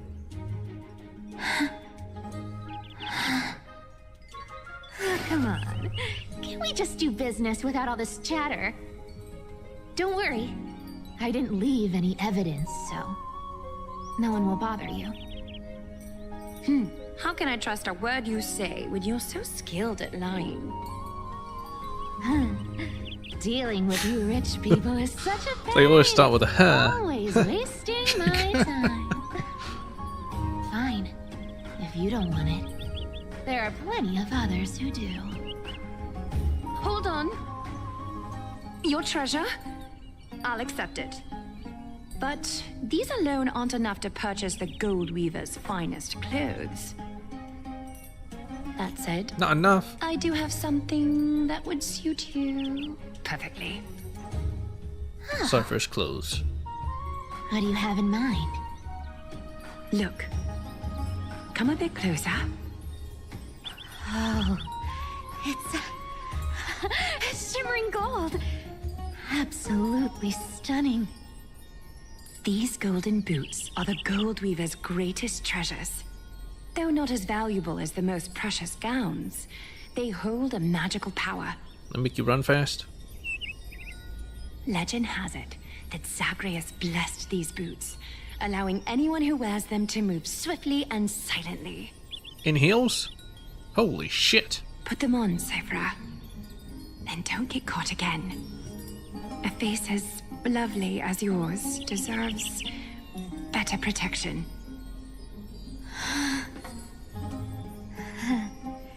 You rich folks just love sticking your noses in everything, don't you?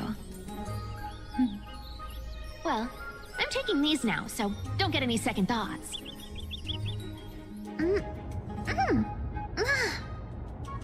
What's wrong? Do you have a smaller size?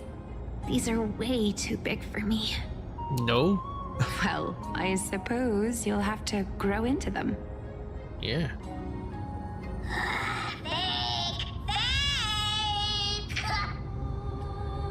Fake? Do you have to interrupt me in the middle of my story? Fake? What's fake? Hey, she's still wearing the shoes? There she is.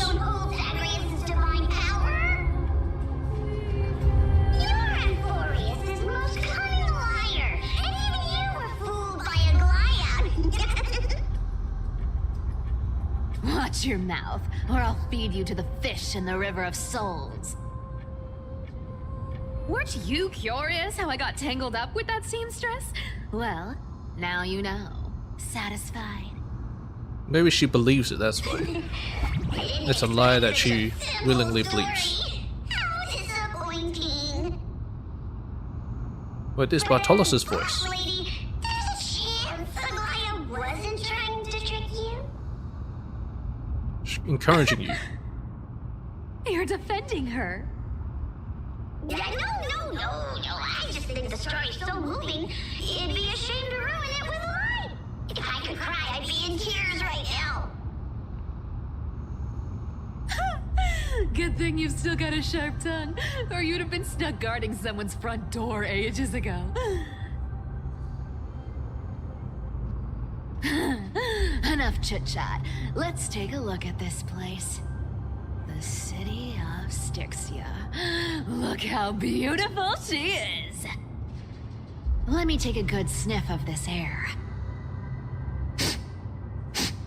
Smells like ass. Oh, okay. This air, it's filled with the scent of treasure everywhere. Wonderful. Just wonderful. I mean, it doesn't smell like death. Thanks to Castorus and Grey Mystery, the ancient city's barrier was finally dispelled. Now that I think about it, helping them was well worth it. Time for treasure hunting, Barto! Lead the way, and whatever we find, we'll split 80-20. It's gonna do the same trick again. I have a suggestion. How about 70-30 instead? Listen closely. Do you hear that? The gnawfish in the River of Souls are growling with hunger. 80-20 is. How generous you are, Boss Lady Cypher. Yeah, I get 80 and you get 20. Anyway, what's with all this water? It's damp, cold, and miserable here. I hate it. Ooh, the mighty demigod of trickery. Uneasy around water. You wouldn't understand. The people of Dolos are talented in many ways. Just, Dolos. not in swimming. Why don't we have a race? Long distance, sprint, or laps? Take your pick. What's got you so worked up? Relax. Who would have thought the fearless Lady Cypher was afraid of water? Cats hate getting wet. What's so hard to understand about that? Now, hurry up and figure out a way across, or I might have to reconsider our split.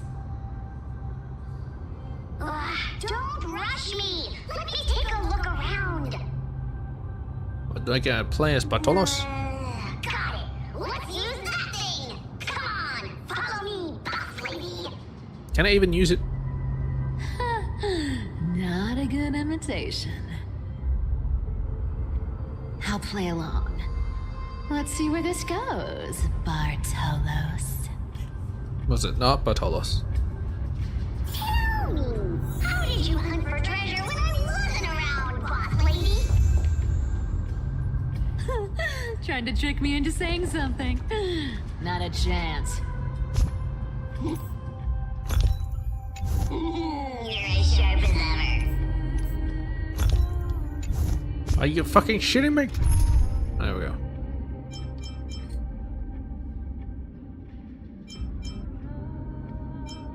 Alright, we'll trade this out for Cypher. Nihility?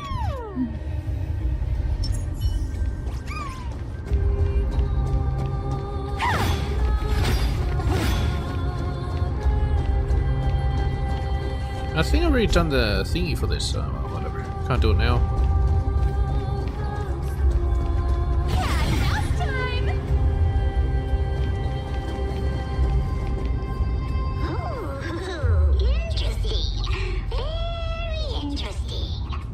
Yes. Was this device designed by priests of Ornyx? Do you think you can handle it? Don't underestimate me, boss. Just find a cozy dry corner and wait for me.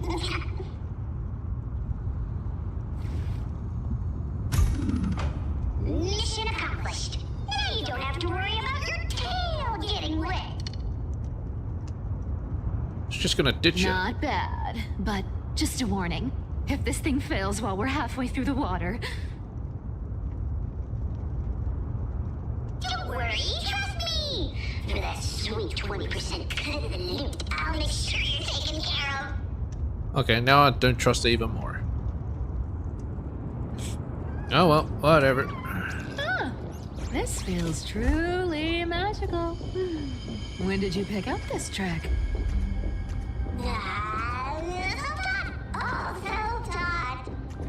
Right.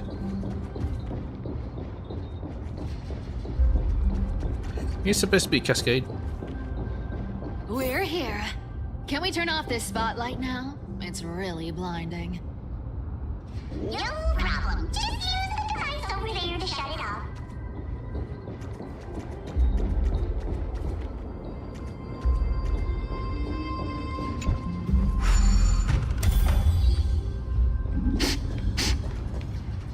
Scent of gold coins, gems, and fine leather. It's so refreshing. The treasures in this ancient city are all floating back up thanks to Gray Mystery and that pink squirrel. Not the castress? Man. Yes. There's nothing here. Right here. What do you mean? What are you waiting for? Start digging. Into stone? Watch me. Well, Thomas activating excavation mode, unearthing that treasure buried deep underground. Wow! That's a huge chest. Move over. I want to open it myself. Wow. A massive haul. Unbelievable. It's hard to imagine the kind of luxurious life the people of Styxia once led. As expected for a realm of Fagusa's disciples. This entire chest is filled with ornaments made from ocean's tears. Here, take this. See if it suits you. You mean those sapphires? Thanks for the gift, boss. Much appreciated. Look at the clarity of this purple crystal. It matches my skin tone perfectly. Oh, safer. You truly have the most refined taste of all thieves and employees. Let me try this on.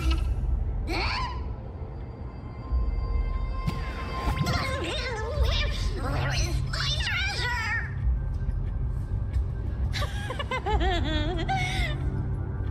How long have we known each other? I can't believe you still fall for this.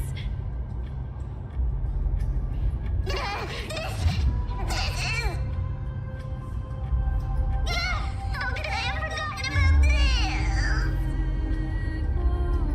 I'll believe it's true, and a lie becomes reality. What a convenient ability. The demigod of trickery's divine gift. Far more practical than any golden thread or teleporter. No, teleporter's pretty nice. Alright, enough fooling around. Here's the real thing. Lead the way. Cipher rules! I've already pinpointed the external treasure! Starting navigation. Boss lady, we're set to make a fortune this time! Got any plans on how to spend it? Of course. Spend nothing. Have you forgotten my silly prophecy? I remember, of course.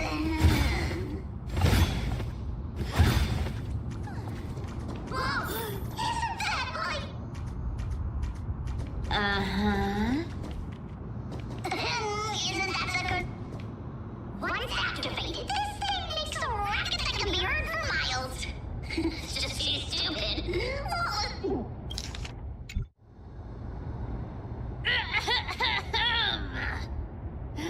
Seriously, what was the Titan thinking when they came up with this thing? Hey, if you don't want the trickery to be exposed, you'd better start by keeping your mouth shut. What do you say? Boss lady, you're absolutely right. I'll be careful with my words.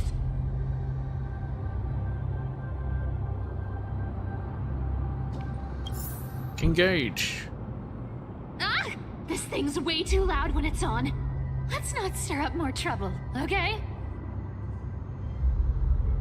We can just punch everything. It's nice.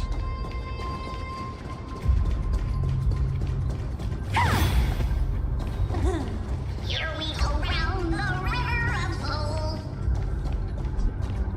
Spirit goes, spirit goes. Ah, would you look at that? Even singing. You're totally out of tune. It's a big guy. Kind of reminds me of the Flame of the Abyss or whatever.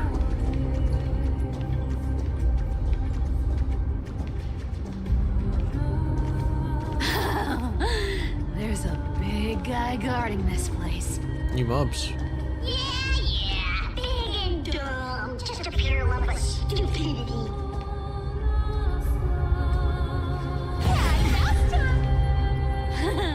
Look at its face. Oh my, how could something be so ugly?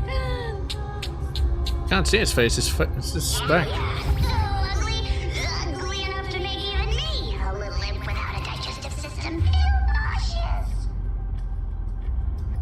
If that ugly brute messes up my face, even the stoic Talantin might end up shedding a tear.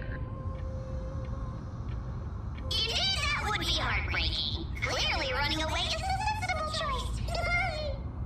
Yeah, I agree. So, how about you take the front?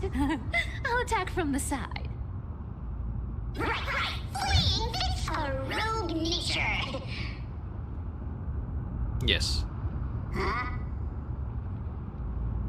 Now you see his face. Oh, too bad, I guess. It smells of money. That paradise may be unreachable for me. Savor it for me.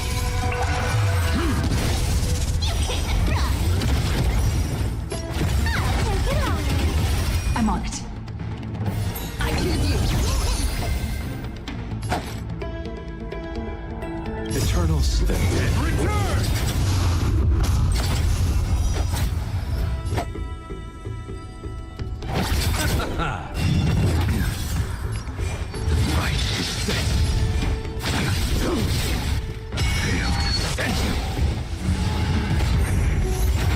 Immaculate body. A blade knows no mercy. Trust me. We can do anything.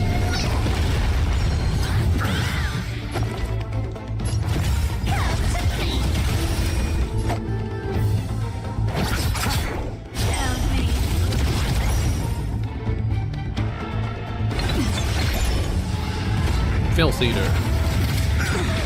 Don't fight so I can leave early.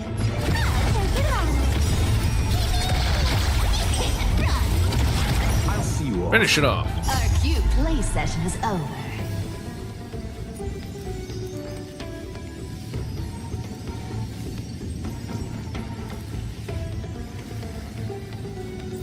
With enough believers, lies become reality! Such an ugly and useless creature, taken down with just a couple of hits. How boring. I don't see how she's not ill, but whatever. Bartolos, are you still alive? Give us a squeak if you are. Squeak! Look at you, all shaken up. Can't handle even this bit of action. It should be safe here now. Get to work. Shouldn't Bartolos be like invulnerable to that guy? Bartolos activating excavation mode. When everything in the treasure buried deep underground. Oh, that's pretty shit treasure. It doesn't smell like anything valuable this time. Since we've already dug it up, let's open it and see. Ah, the change. The poultry change or whatever.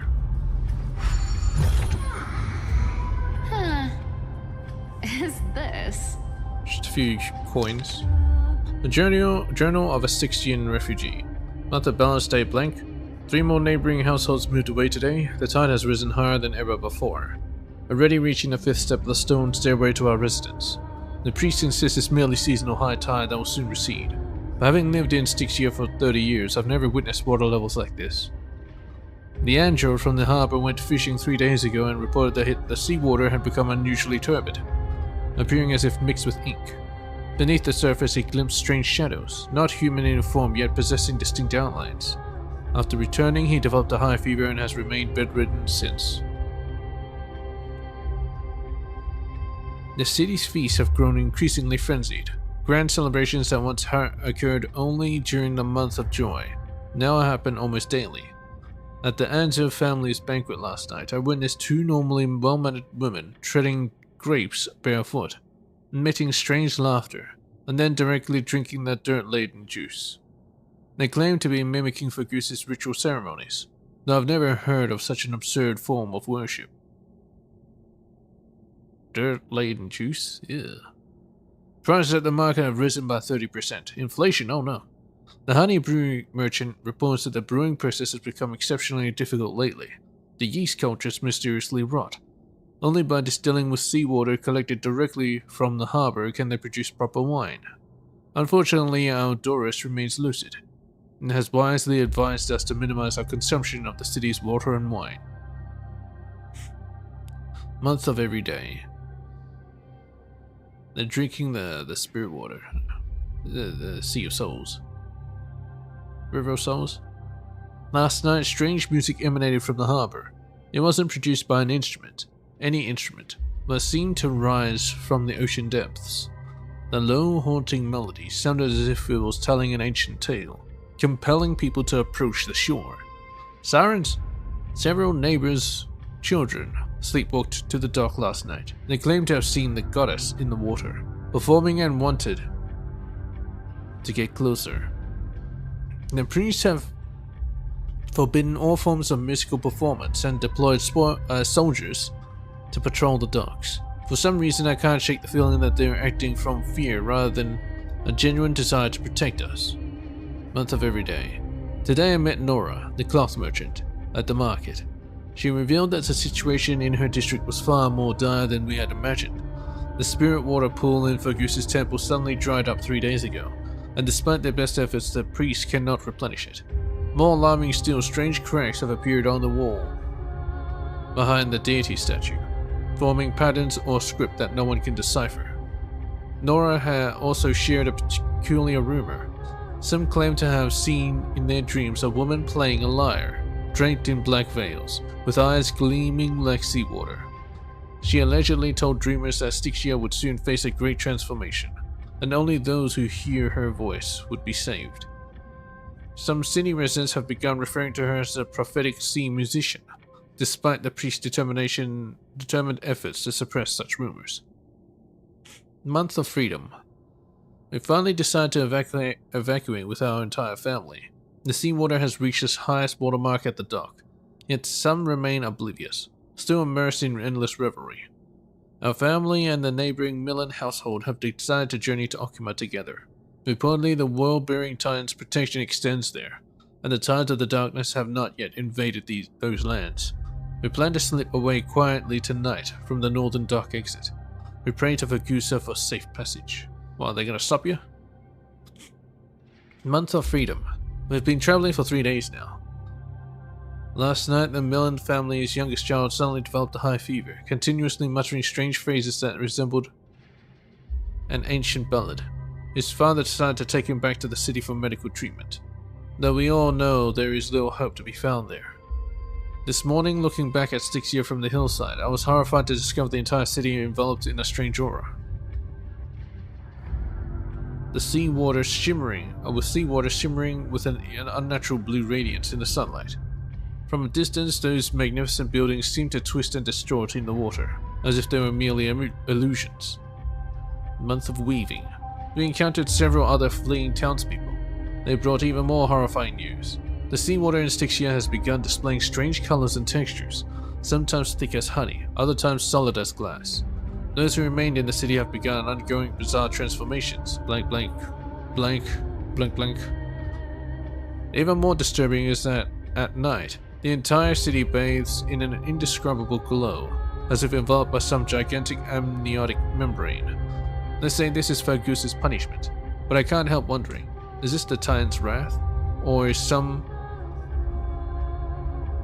power even greater than the Titans at work? I've decided to continue northward to Okima. Along the way we've heard rumors of someone named Blank who can supposedly appease Faguse's wrath. But these are merely legends fabricated by desperate people. We common folk can only rely on our own feet to flee this disaster. Month of weaving. Tonight, after the children fell asleep, I secretly examined a small vial of seawater I brought from the city. There's a last drop collected from the spirit water pool in Faguse's temple before we left. In the moonlight it displays a strange shimmer, as if something moves within it, unlike any ordinary water. By chance I discovered that gently tapping on the vial with my fingertip produces a peculiar sound, like distant lyre notes echoing. In that moment I seemed to glimpse a mysterious woman standing upon the sea surface, sorrowfully playing a melody that no one could understand. I don't know if this was an illusion or reality, but if such a being truly exists, one who can hear the sorrows of Styxians, then as we embark on this uncertain journey, please grant us a flicker of hope, even if it's merely a beautiful dream. Okima is now within reach. Taking one final glance back at my homeland, the beautiful scenery of old is nowhere to be seen. Only distorted masses of light and shadow undulating in on the sea level, resembling foam heaped by waves before dawn, dissolving one by one to gradually reveal its cold and true nature. So, if he made it all the way to Okima, what the fuck is this journal here? Did he come back? This looks tragic. Do you think they made it to Okima? It clearly says they did. Probably not. I've never seen or heard of anyone from Styxia and Okima. Never seen or heard anyone. At least, I'm still left for Dolos. Guess this city wasn't so lucky. Huh. It does seem unfair, doesn't it? Just because they were born in the wrong place, they had to face such devastation. Meanwhile, those in Okima, simply because they're supported by the world-bearing Titan, continue to survive. Yeah, the world just isn't fair, is it? Speaking of the world-bearing Titan, Cypher, didn't you tell me once you used to be an apprentice at Kefali's priestly court? Huh. Kefali's priestly court. Did I? Yeah, you definitely told me, and I remember it clearly. Maybe it's been so long your memory's gotten a little fuzzy.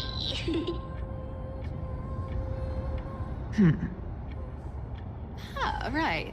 I did tell you. It wasn't a big deal.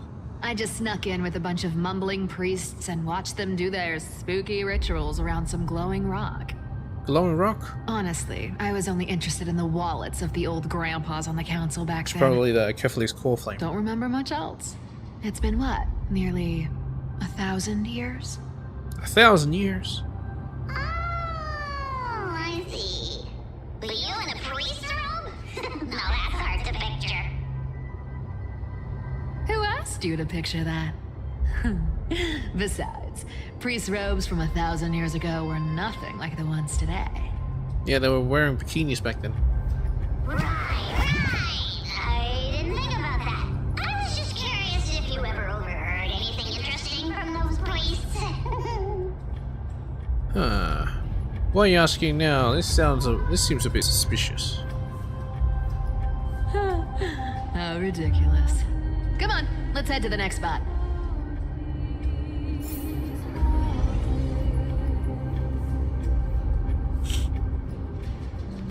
Is this actually Bartolos? Cypher doesn't seem to think so. Where did this roadblock come from?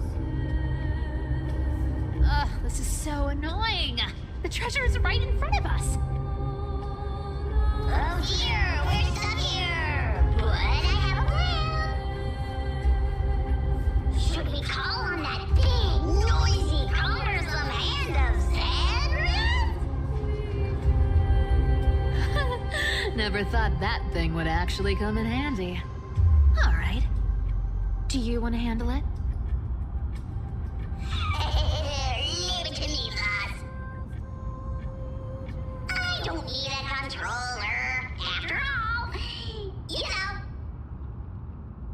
No, I don't. Why don't you need a controller? The obstacle is using the hand as ag. Hand of Zagreus, my darling, activate!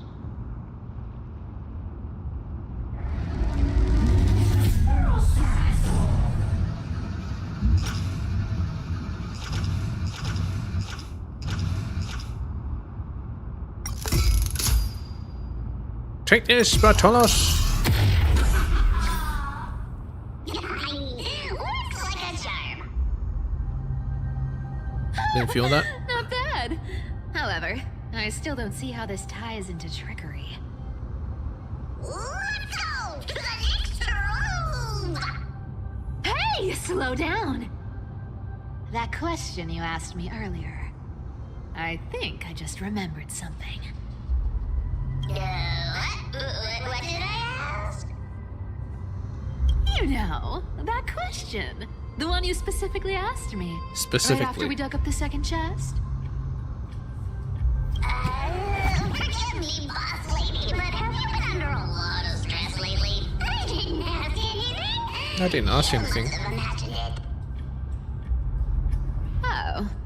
Is that so? How very strange. Maybe you're right. I have been a little on edge lately. I need to relax. Alright, let's move on to the next treasure trove.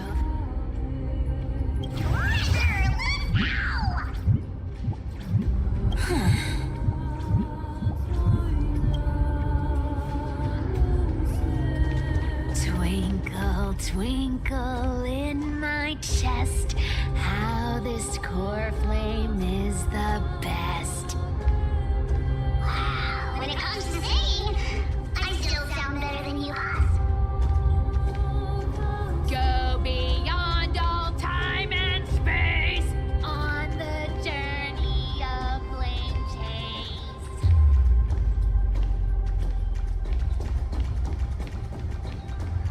Coolio. This place looks like a trap.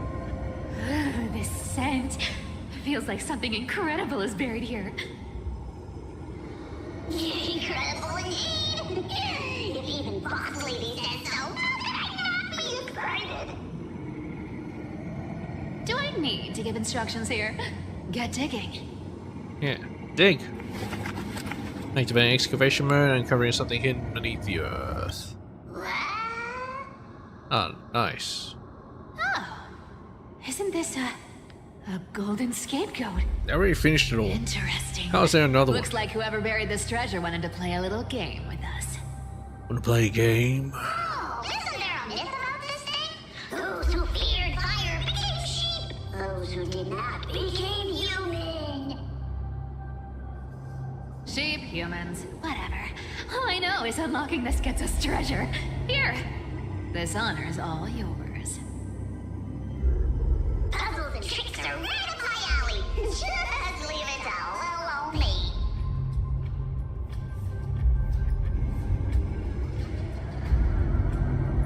Leave it to new old me. What the fuck? What the hell is this? This some bullshit.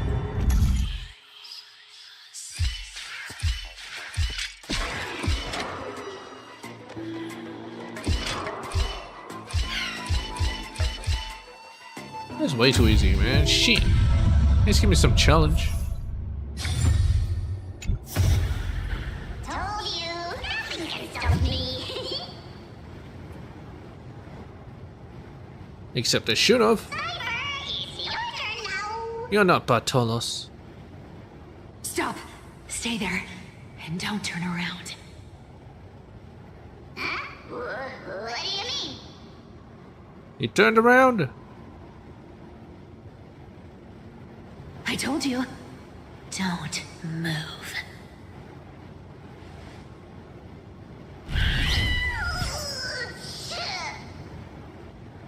What? My poor old back. Shh, quiet. Don't say anything unnecessary. That seamstress. She's listening. What? Boss, do you mean? Stay put and keep quiet. I'll handle her. Whoa, whoa! Seamstress. Getting sneaky, aren't we? Did you think I wouldn't notice your little spies lurking around me? Is this really a glare? I don't think it's a glare. As time passes, I find myself leaning more and more on blind luck. Is it just a message? With only the power of this little nymph, naturally I couldn't slip past your sharp eyes, Cypher.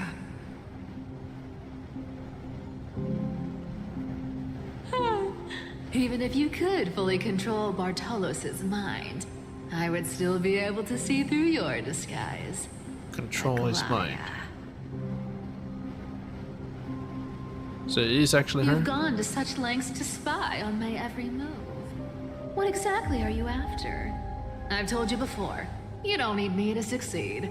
Why don't you just let this go? I already made an exception and got involved with Castorus and Grey Mystery. Asking for more now. Isn't that pushing your luck a bit too far? So is this why she's been, her senses been dulling, because she's focusing on this? I'm sorry, Cypher. I've plotted and schemed my whole life. But I never could have predicted our relationship would end up like this.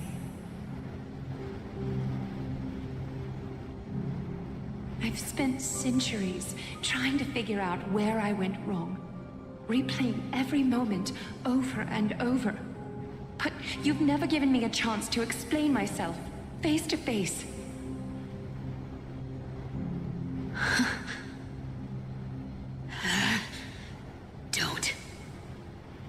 Don't talk to me like that. You know I can't take it.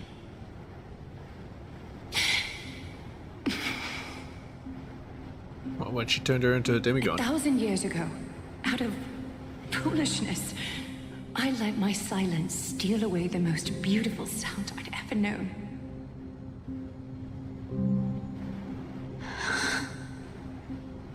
My silence. So this time, I must say this to you. The hell is that? Even if it's all in vain. I need you, Cypher. The Chrysos Heir's mission needs you. The finale I've delayed for far too long. It's finally here. Whatever resentment you still hold against me will fade once I'm gone. Please, come back to Akama. I'm begging you. Without you, begging, they don't stand a chance.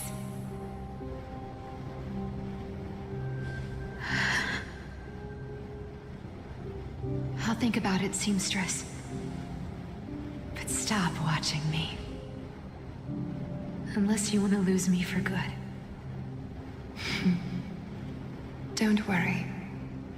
As much as I'd love to hear your voice again, to see your face,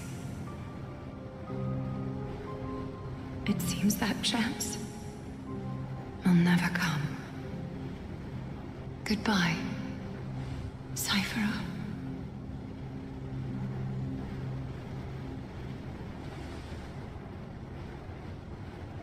Goodbye, Aglaya.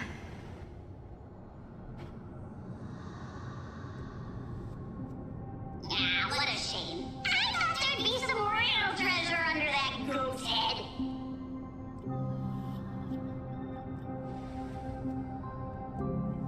Turns out, everything in that chest was soaked in water from the River of Souls.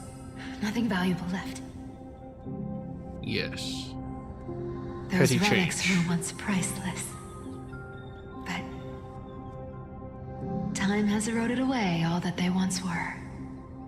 Aww, hearing that from you makes it sound so sad. Wait, why am I getting all sentimental? I haven't even processed what just happened. That horrible woman. Where did she?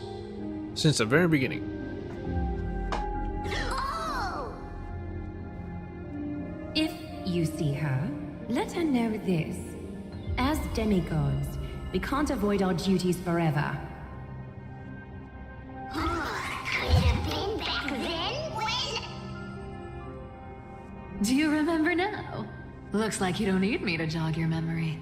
She must have slipped that nymph into your pocket while you were distracted. Not even have pockets. Don't underestimate that bug. It's every bit as dangerous as the seamstress's golden thread. Let your guard down for even a second, and it might take over. Make you spill secrets you'd never share otherwise. Whoa, that's like some brainwashing monster straight out of the Black Tide! Creepy. Yeah, creepy. Boss, how did you realize something was wrong? I'm curious. What exactly did that nymph make me say? Actually, it gave itself away very early on. Speaking of the world-bearing titan, Cypher, didn't you tell me once you used to be an apprentice at Kefali's priestly court? She never told him. We've been partners in crime for 1,000 years. We've talked about everything there is to talk about. She remembers it all. Except for that one experience at Dawncloud. I never told you about that. I absolutely wouldn't have shared that with anyone. But, boss lady, there's a chance Aglaya wasn't trying to trick you? And as far as I know, the embodiment of trickery despises that golden thread which forces people to speak the truth. You'd never defend Aglaya. Isn't that right, Zagreus? Zagreus? You have a terrifyingly sharp mind. So it's never Ancestor Zagreus, it's just After Zagreus? all, I'm the only one in the world who knows you're still alive. To make sure you survive the Titan trial, I had to fool the entire world. If you want to keep that lie from falling apart, you'd better keep playing your part in the days ahead. Well, it's not really surprising.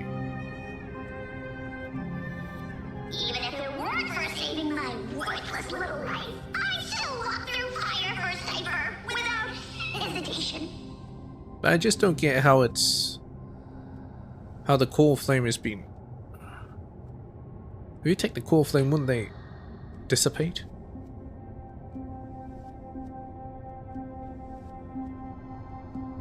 Because he's the only one that's alive, and it doesn't have the core flame on him because it's in the vortex of Genesis. It's the lit up star sign or whatever, lit up constellation. How the fuck does that work? Well, whatever. You may have been reduced to this form, but you still haven't lost your way with words. Speaking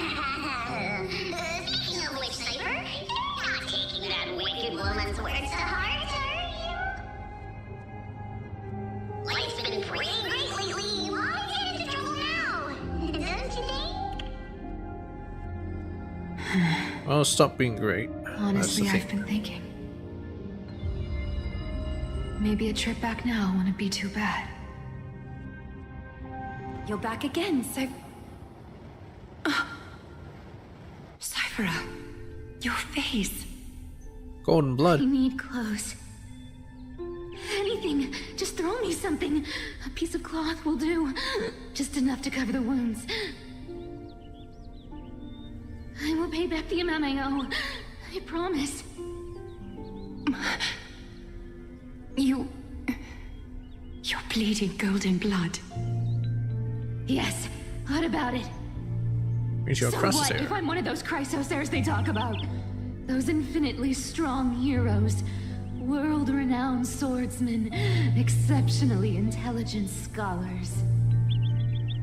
Cyphera. Oh, I'm sorry to disappoint. Who knew that group of amazing people would include me? Pauper, thief, con artist. Maybe I should just make another cut. to drain all this yellow stuff out of me. The hell? Stop it, Cypher. I'll give you clothes, warm you up, and stay here. Stay in my workshop until you're healed. Aren't you going to ask me how I got these wounds? She can probably guess how. Right. What's the use? I'm so good at lying. Even your golden thread can be fooled.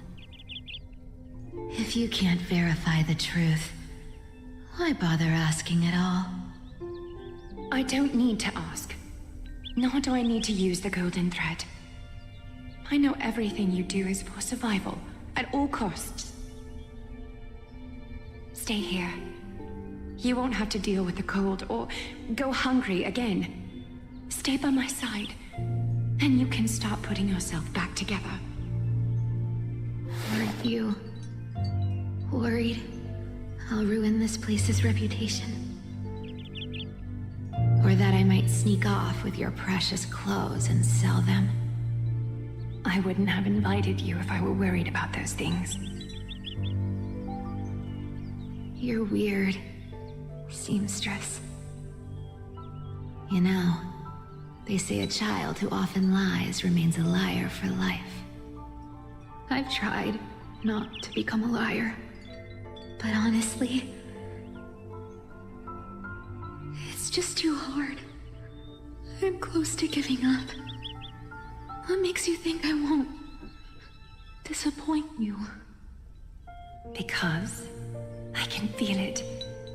Not with the power of a demigod, but with the heart that beats in my chest.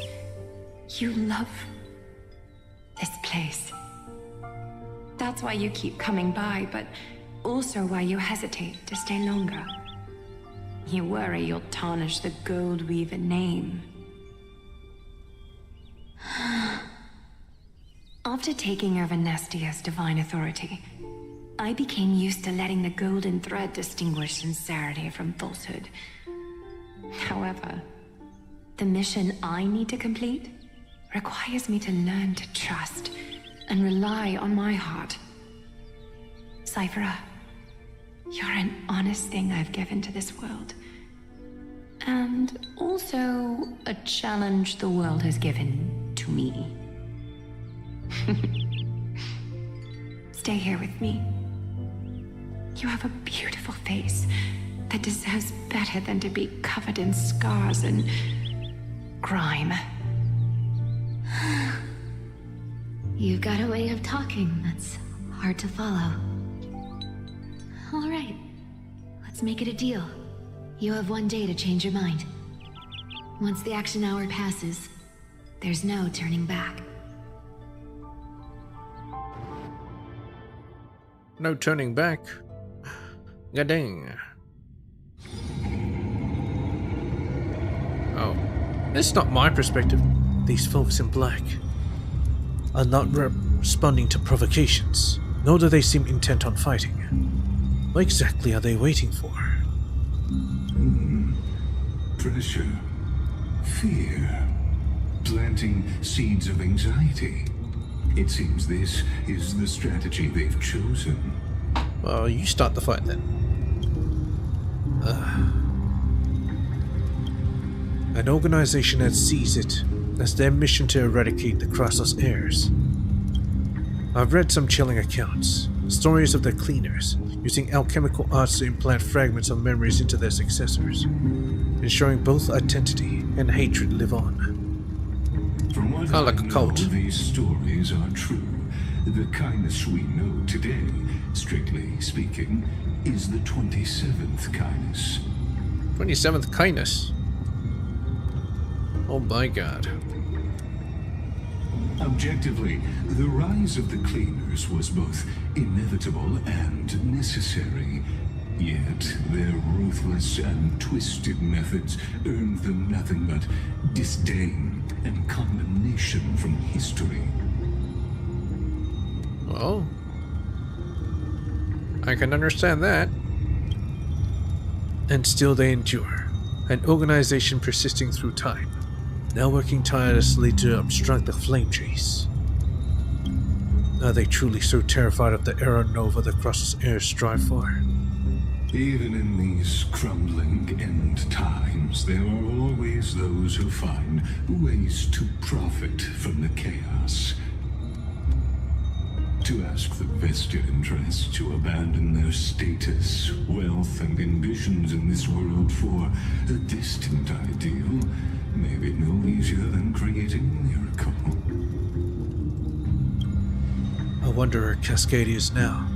If they're targeting me, she definitely won't escape their notice either. I hope all is well.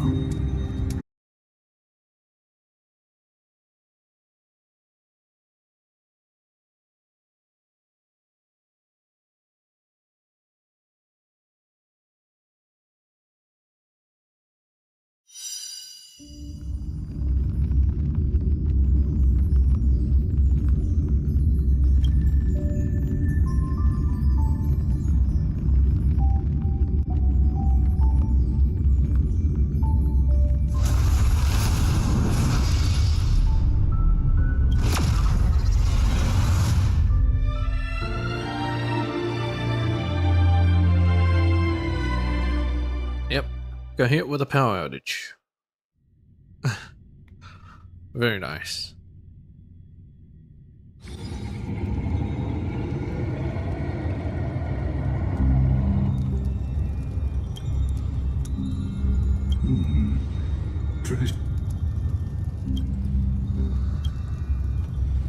From what I know, objectively, the rise of the cleaners will...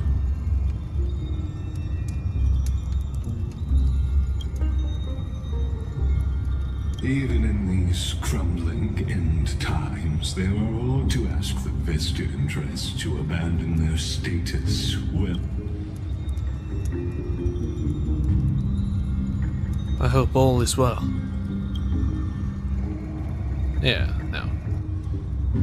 Is that Lord Kratos? There you are, Lord Donghong.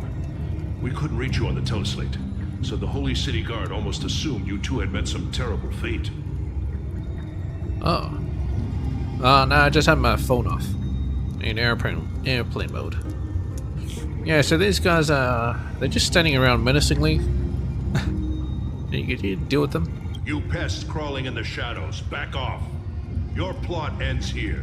Back off. I just killed them. You played your hand. Run while you still can. Why are you letting go? It might be your only chance to survive. Stay away from Akama forever. If you set foot there again, the fury of its people will tear you apart. Because Aglaya is dead, and in the eyes of the Holy City citizens, her blood is on your hands. Aglaya is dead. She threw herself off.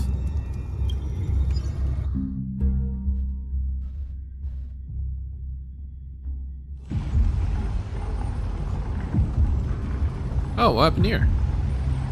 They're just resting? They just had a little debate? What's going on? Looks like she was wrong about you. Kindness? She? Are you talking about the mastermind behind all of this? Well, she thought you were weak. She believed that even when you were facing the evil that you claimed to oppose, you'd hesitate to strike. Misinterpreting mercy for weakness shows how arrogant and foolish your master is. They're still alive. With proper care, they'll pull through in a few days. But I must warn you, I haven't fought a human in ages. I can't guarantee I'll always be able to hold back. They're lucky they're still alive. If you feel as lucky as they are, try me. Feeling lucky, punk. Bro, you sound so cool. Bro, you sound kind of scary.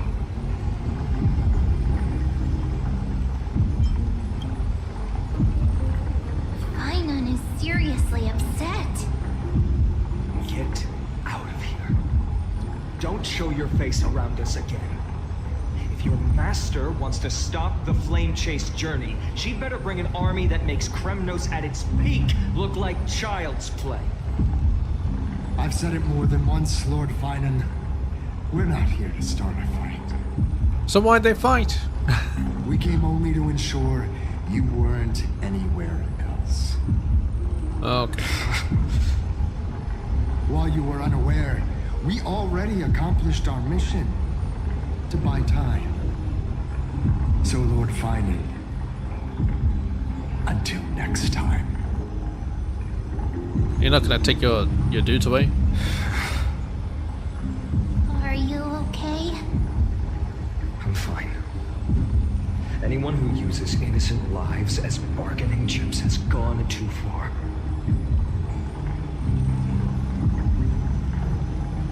But they were after the Crosshairs. Do they think they have a chance? I don't know what their plan was. I have no idea. Was it after Cypher? Was it after Anglais? I have no idea. Probably a desperate gamble. I guess the opposition within the Council of Elders is still desperately fighting to obstruct the flame chase journey. If the conspiracy is exposed, they'll be hunted down in the Holy City like rats with nowhere to run, no matter where they hide. Martellously. A bit late. Urgent. Global announcement. Due to force majeure, the World Wide Web operations will be temporarily suspended. Please stay calm and remain in your homes. World Wide Web? The internet's down? What's going on? Message failed to send.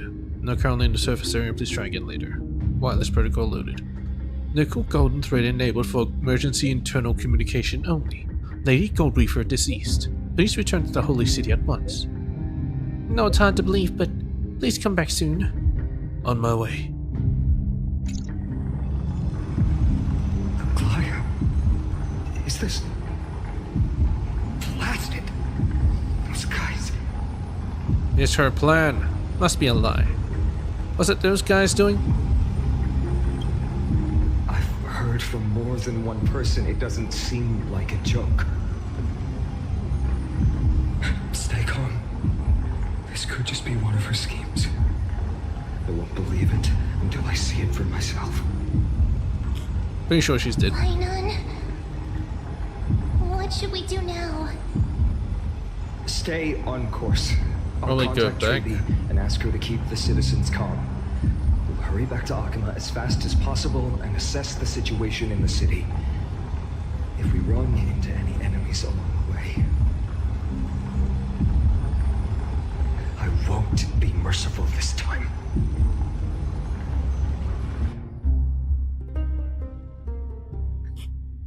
Maybe she killed herself to enable the hunt for these Cartonis? what you call it? Cleaners. Messages left behind. You're forging a sword for Finan, aren't you? Yes. I haven't seen you wield the hammer in so long. I couldn't help but be entranced by the sight. You, Glaya. In this form, you come to me. It means... That's right. At this moment, my physical form is already shattered. My journey as a human in this world has come to an end. Physical form is shattered. It's time to fulfill our pact. Of course. The pact I haven't forgotten. The thing I entrusted to you, do you still have it? No, give it to Mighty. Far too plain this vessel is. Not worthy of you. Do you still insist? Oh, is she gonna be a one of those garment insist. makers? She needs to Over the inhabit a past form. 1,000 years, Every piece of fabric I've worked with has been tainted by my cold divinity. It's made me hate their colors, texture, and scent. This is what she made when she was human? This ornament stands apart. It was a gift from a child. Oh, the knucklebone talisman. She was pure and kind. I often Is that meant to be wished her? my childhood could have been like hers. How to say goodbye to everyone? Have you already planned? I'm afraid there's no such detailed plan this time. I deeply regret not being able to say farewell to them, one by one. The moment has come. My departure will give them one less thing to worry about. This parting gift should help ease the regret of such a sudden goodbye.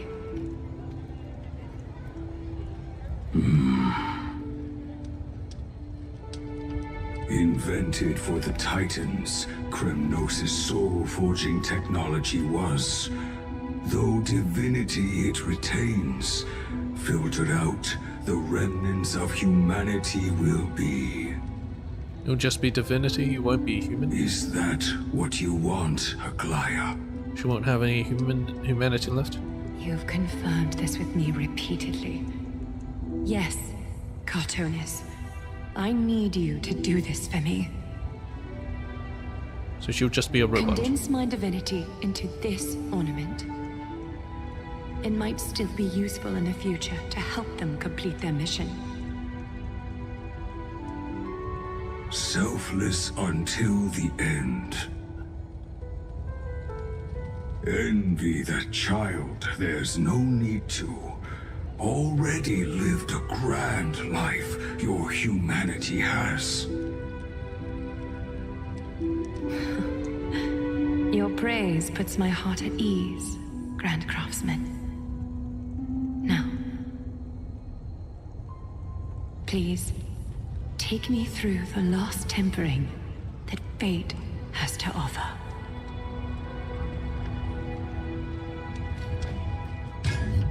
Would have been nice if she was to put her divinity into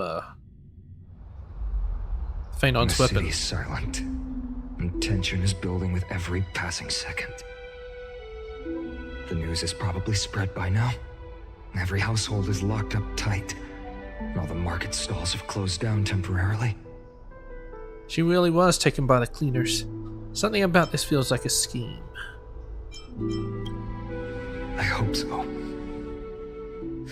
I just can't believe she'd be taken down by a handful of assassins. She took herself down. This is all part of a larger plan. Trailblaze must know something. To free them Just from couldn't enemies. say it in the message. The assassins.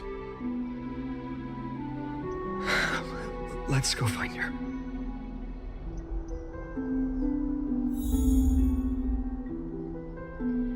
Well, anyway, I cannot continue because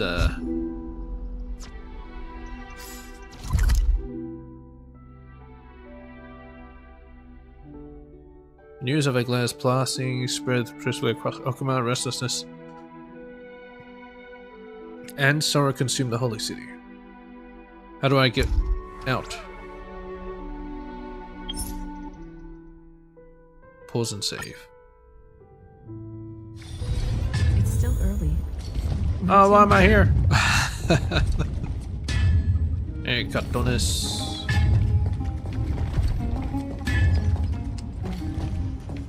Anyway, with the cheery music. Strange merchant. Caprice.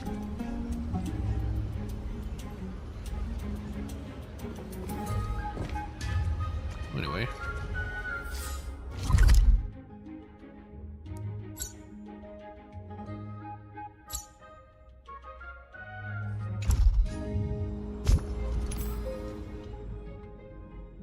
For fuck's sake.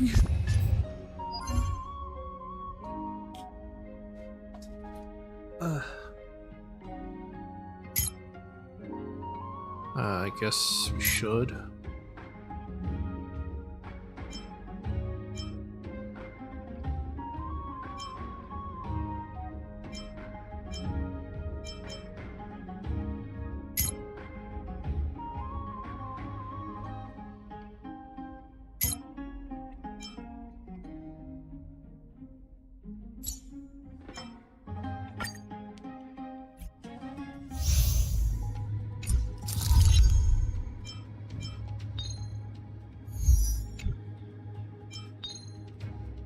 Let's do 8.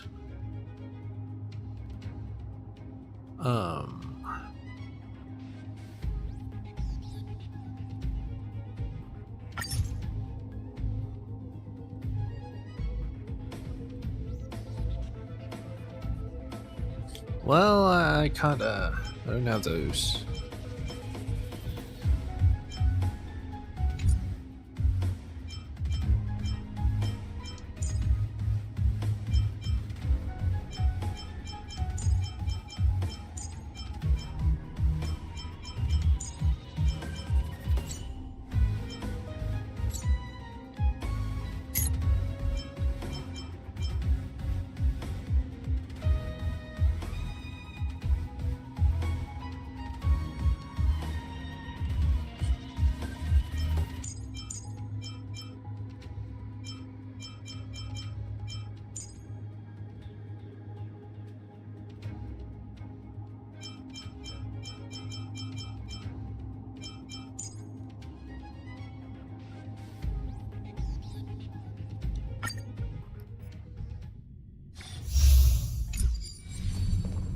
Be careful.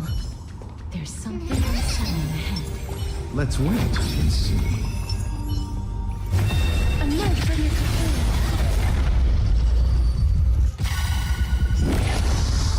Repay.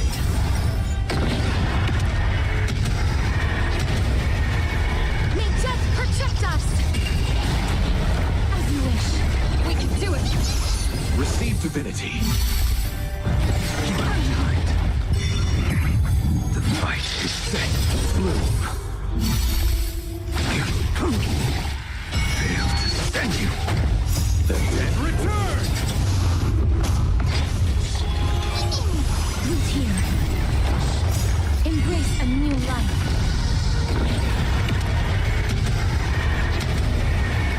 May death protect us! As you wish. We can do anything!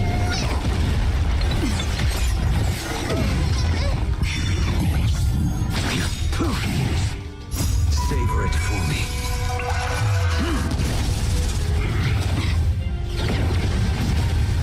Receive divinity. Bloom. Repay. The dead return! Root here. Fail to send you. Embrace a new life.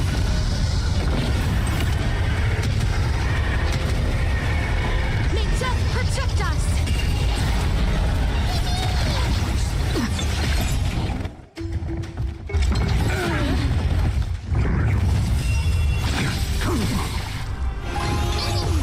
As you wish. It feels like I'm weaker. I'm not sure why. Oh well, whatever. Doesn't look too friendly. Burn away!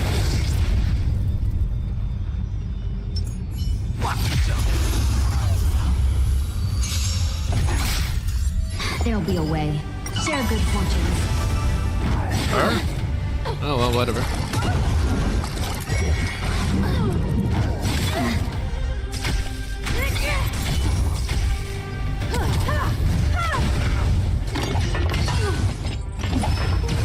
It's time.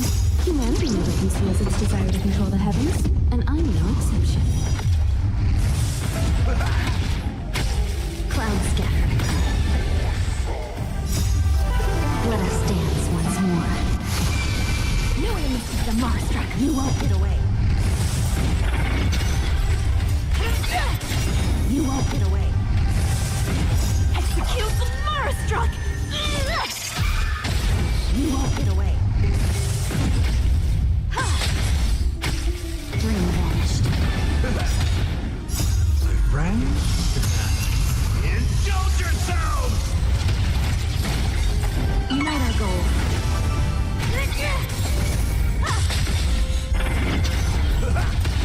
Clouds scattered. Dream vanished. No way to miss the Marstruck. Humanity never conceals its desire to control the heavens, and I'm no exception.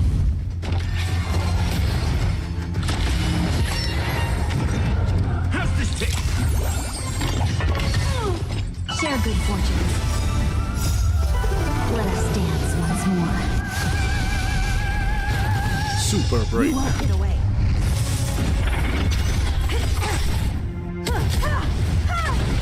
You won't get away. Time to mix things up. Friends? Indulge yourselves! Cloud scattered. Execute the Marastruck! No one misses the Marastruck.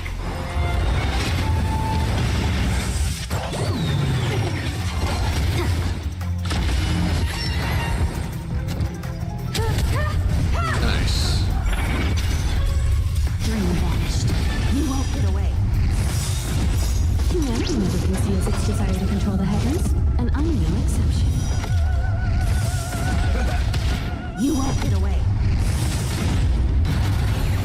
No one misses the Marastruck. You won't get away. You won't get away. Unite our goals.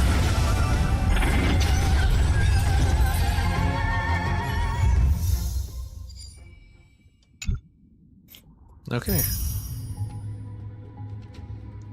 Confirm. Let's try 9. Is this good?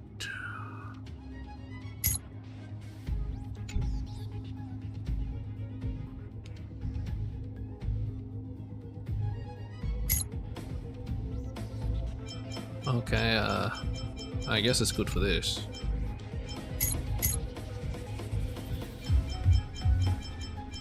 Is this good?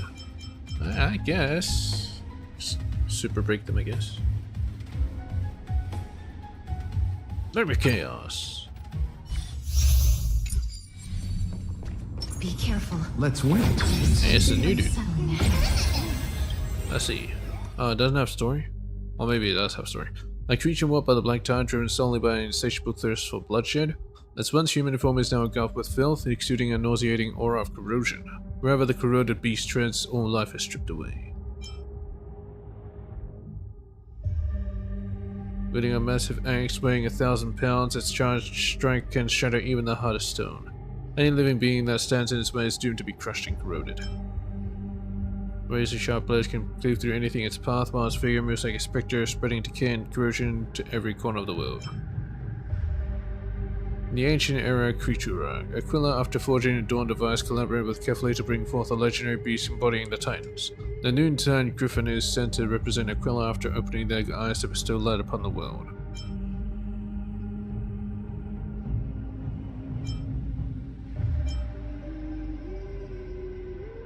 Era Creatura, forging a dawn device, Kefli bringing legendary beast of Titans is whispered, and the meteoric eagle is a symbol of Aquila's celestial feathers. They occasionally fall to the mortal realm.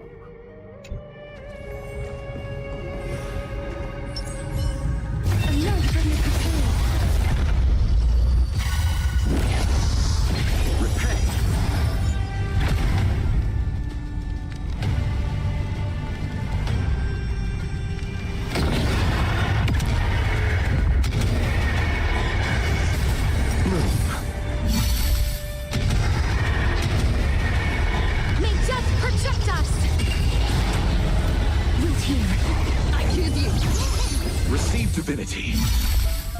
The dead return!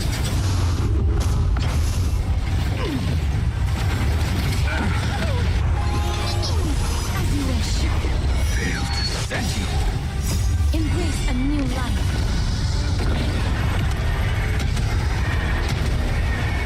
May death protect us!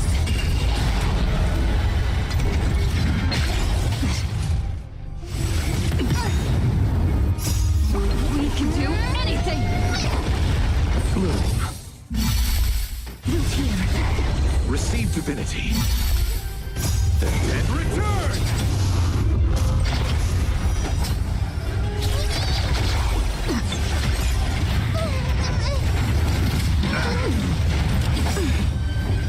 Embrace a new Is Blake gonna have a turn? I know he's slow, but still. May death protect us! Fight is set. Nothing violently. Failed to set you. Savor it for me.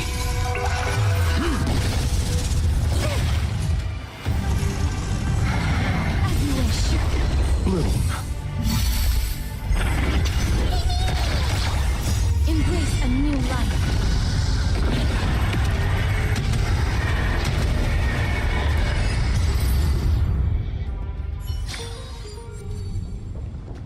That one doesn't look too friendly. Not yet time to return. Burn away! Watch yourself. There'll be a way. Share good fortunes.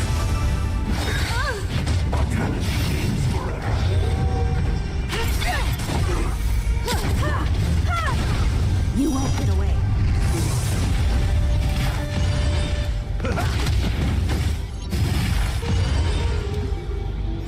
Dream vanished. Confidence, my friend. Indulge yourselves! No one misses the monster. You won't get away. Humanity never conceals its desire to control the heavens, and I'm no exception. Execute the Marastruck!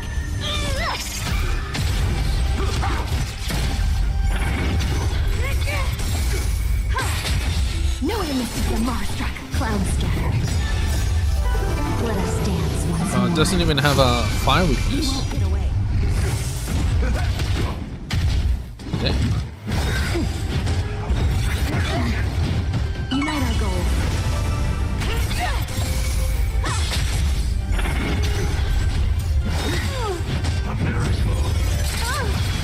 Dream vanished.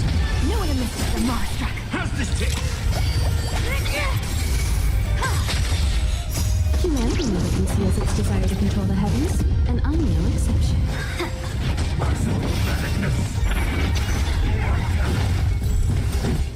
Really felt it. Cloud scatter.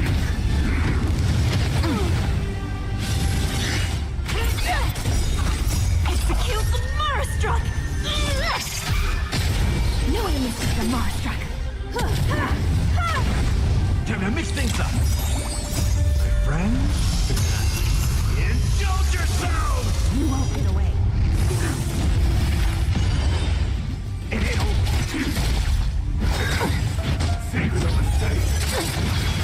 Share good fortunes. Let us dance once more. No one misses the Marastruck. You won't get away.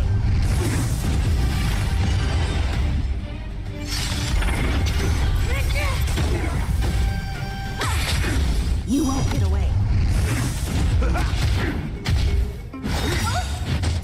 Humanity never conceals its desire to control the heavens, and I'm no exception.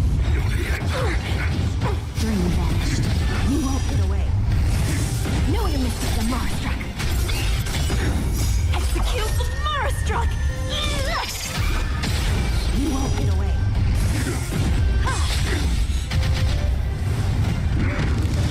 Why is my super break so little? Or maybe it's because I don't have a cascade here. That's probably why.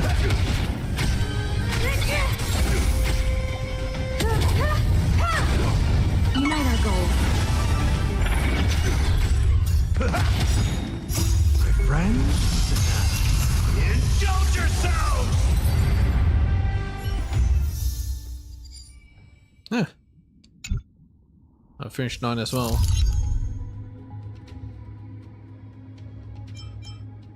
I think that's all I can really be bothered. I think these 3 don't really matter. They're the really high end. Yeah, I can't be bothered. These characters aren't that strong. My god, I forgot about this.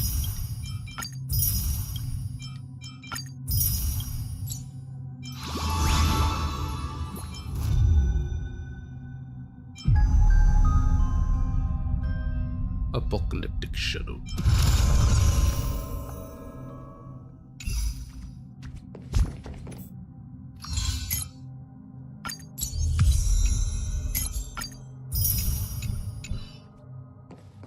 Anyway, I think that will do. Maybe I'll just read one entry. How about that? Yeah, let's do that.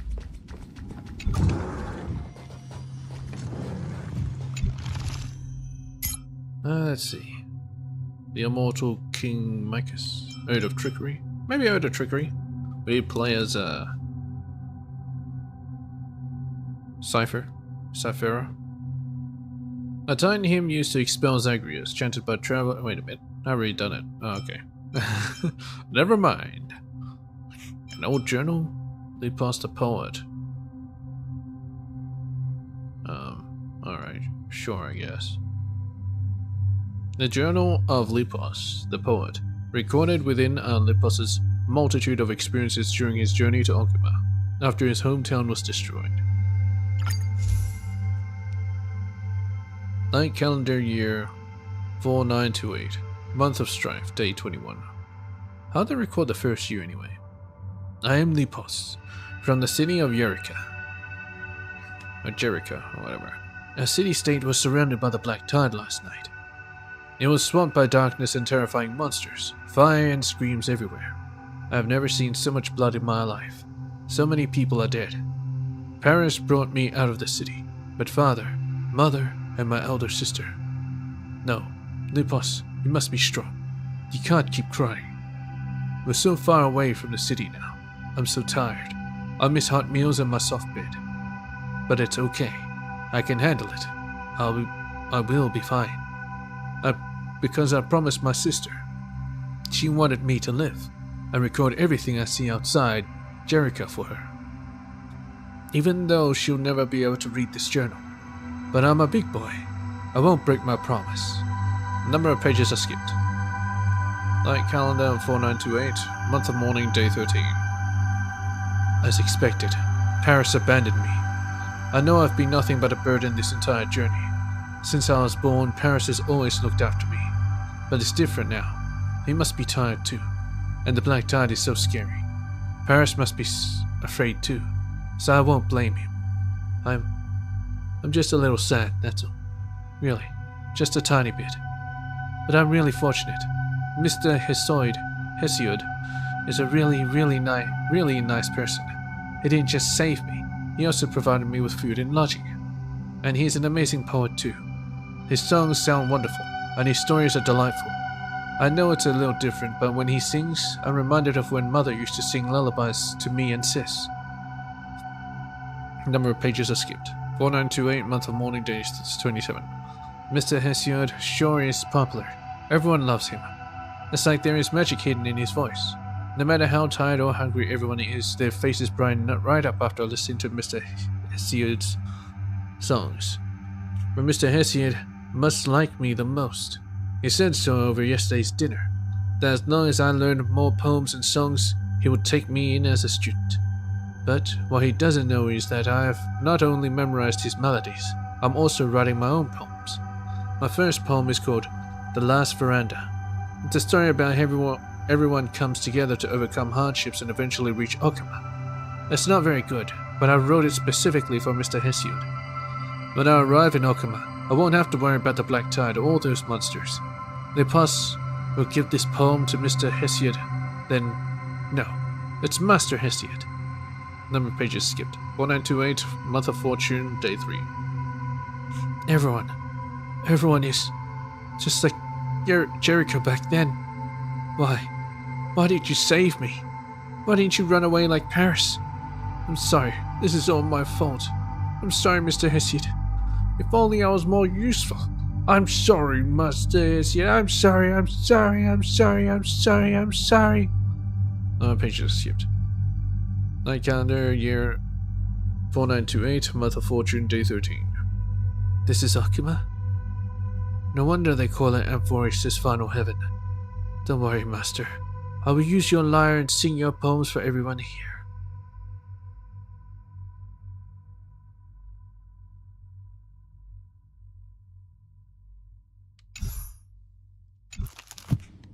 Did I see a Lepos? Amphorius?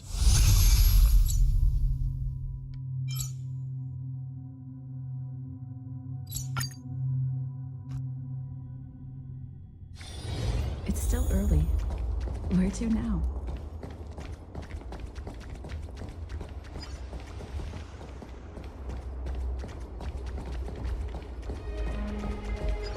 Oh, it's Passathea.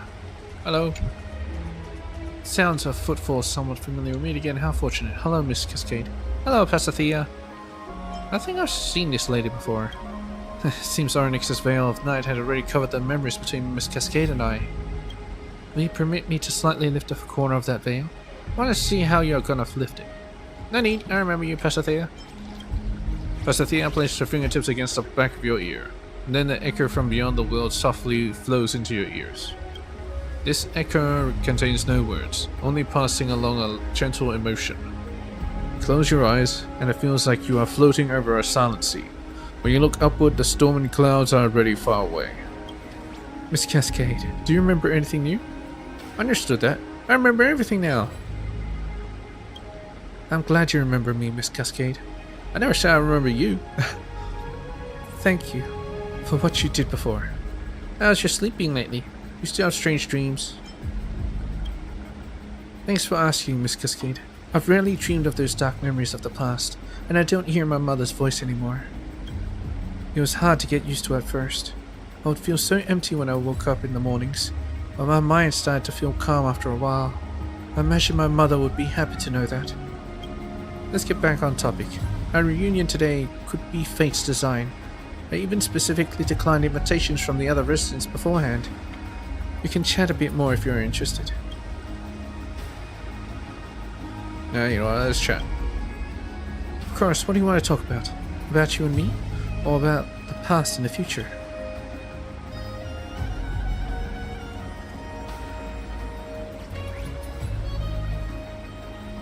You know what?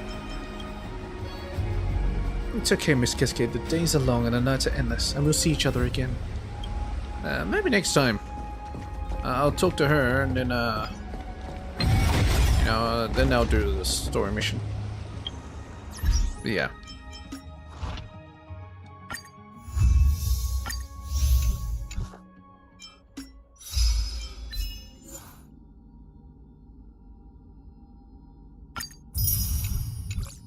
Filth Eater? Sounds like Dung Eater.